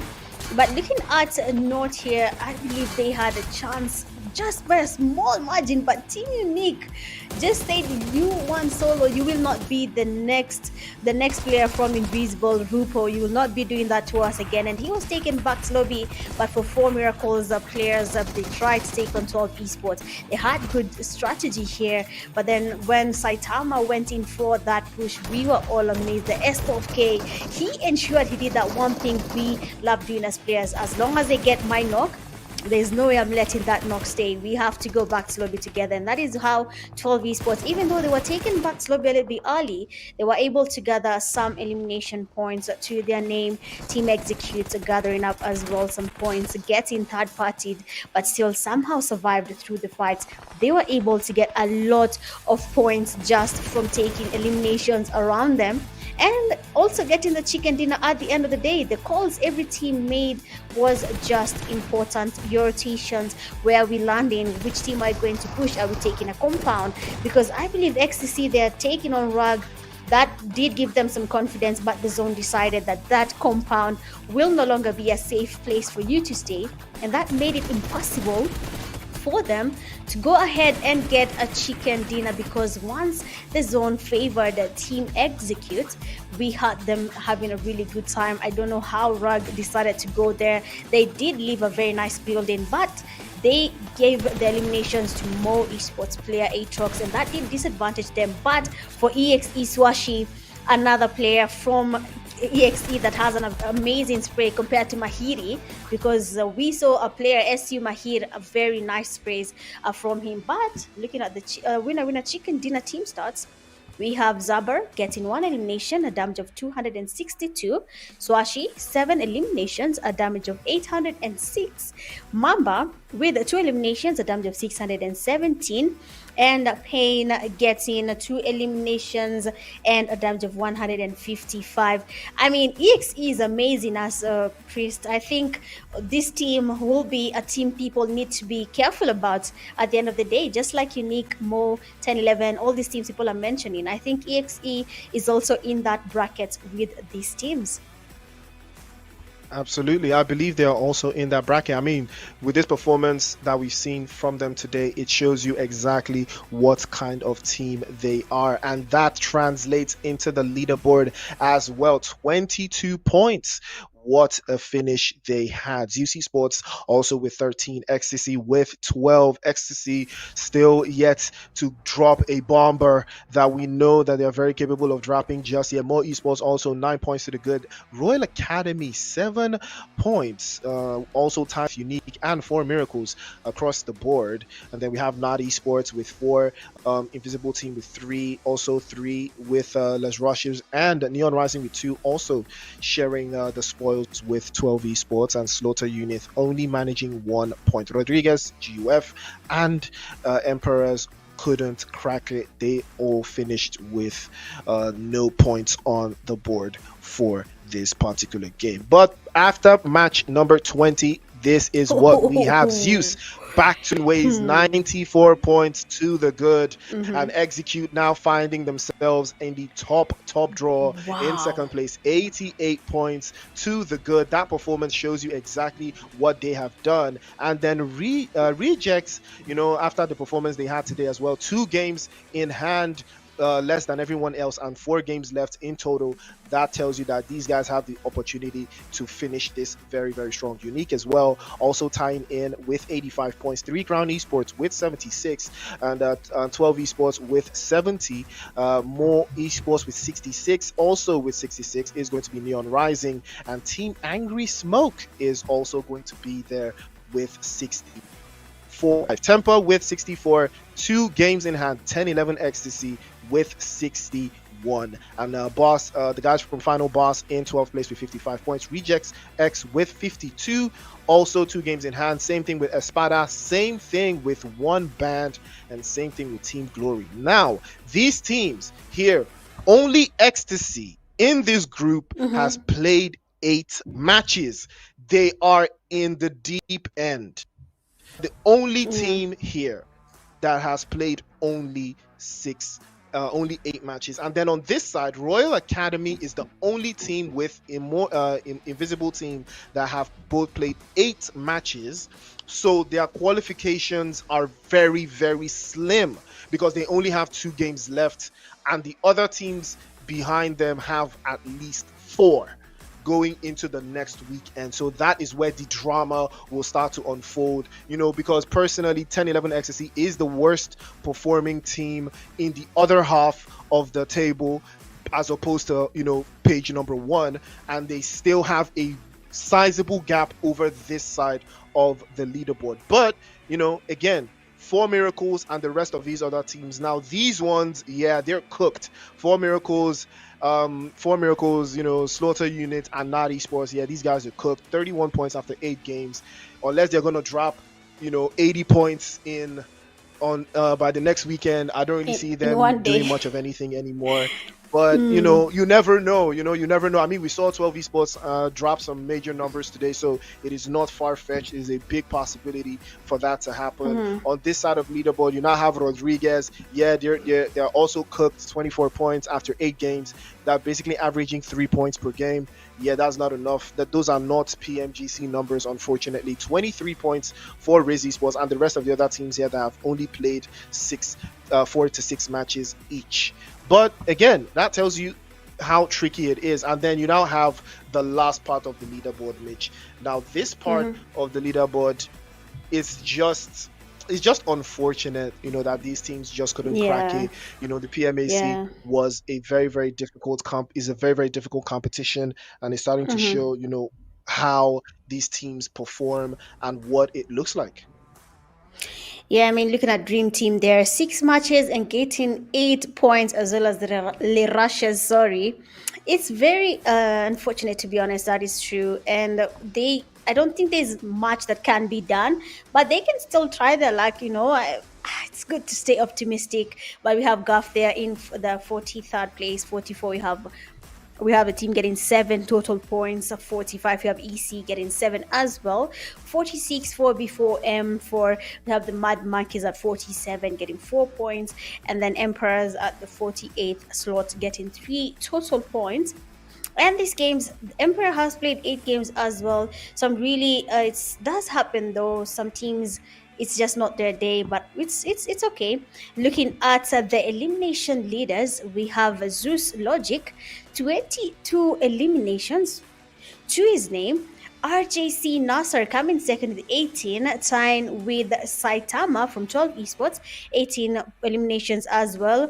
Zeus final boss player fourth place with 18 eliminations.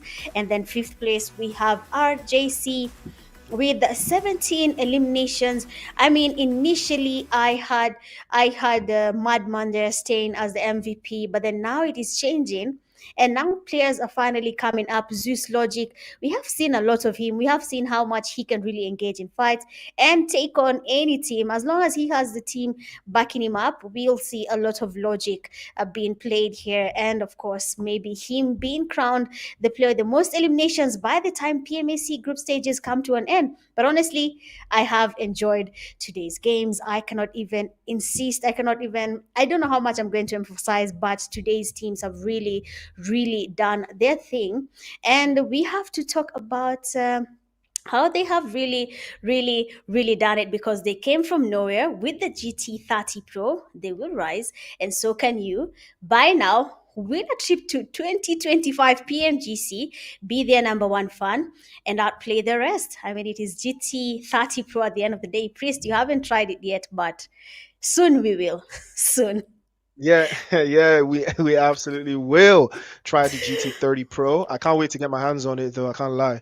But that Same. aside, it is the PUBG Mobile Africa Cup, and what a ride it has been. 20 games down, one more weekend of action before the finals in Nairobi, Kenya, and what a ride it has been so far. Absolutely incredible Mhm. performances from all of these teams, but the journey is still on. And that next weekend is going to be one for the history books. Every single team is going to put everything they have on the line to grasp a straw, to grasp at qualification. And I will be Mhm. there for it. I hope you will be there with us as well, as we have come to the end of today's broadcast. It has been Priest, it has been Mitch, and it has been an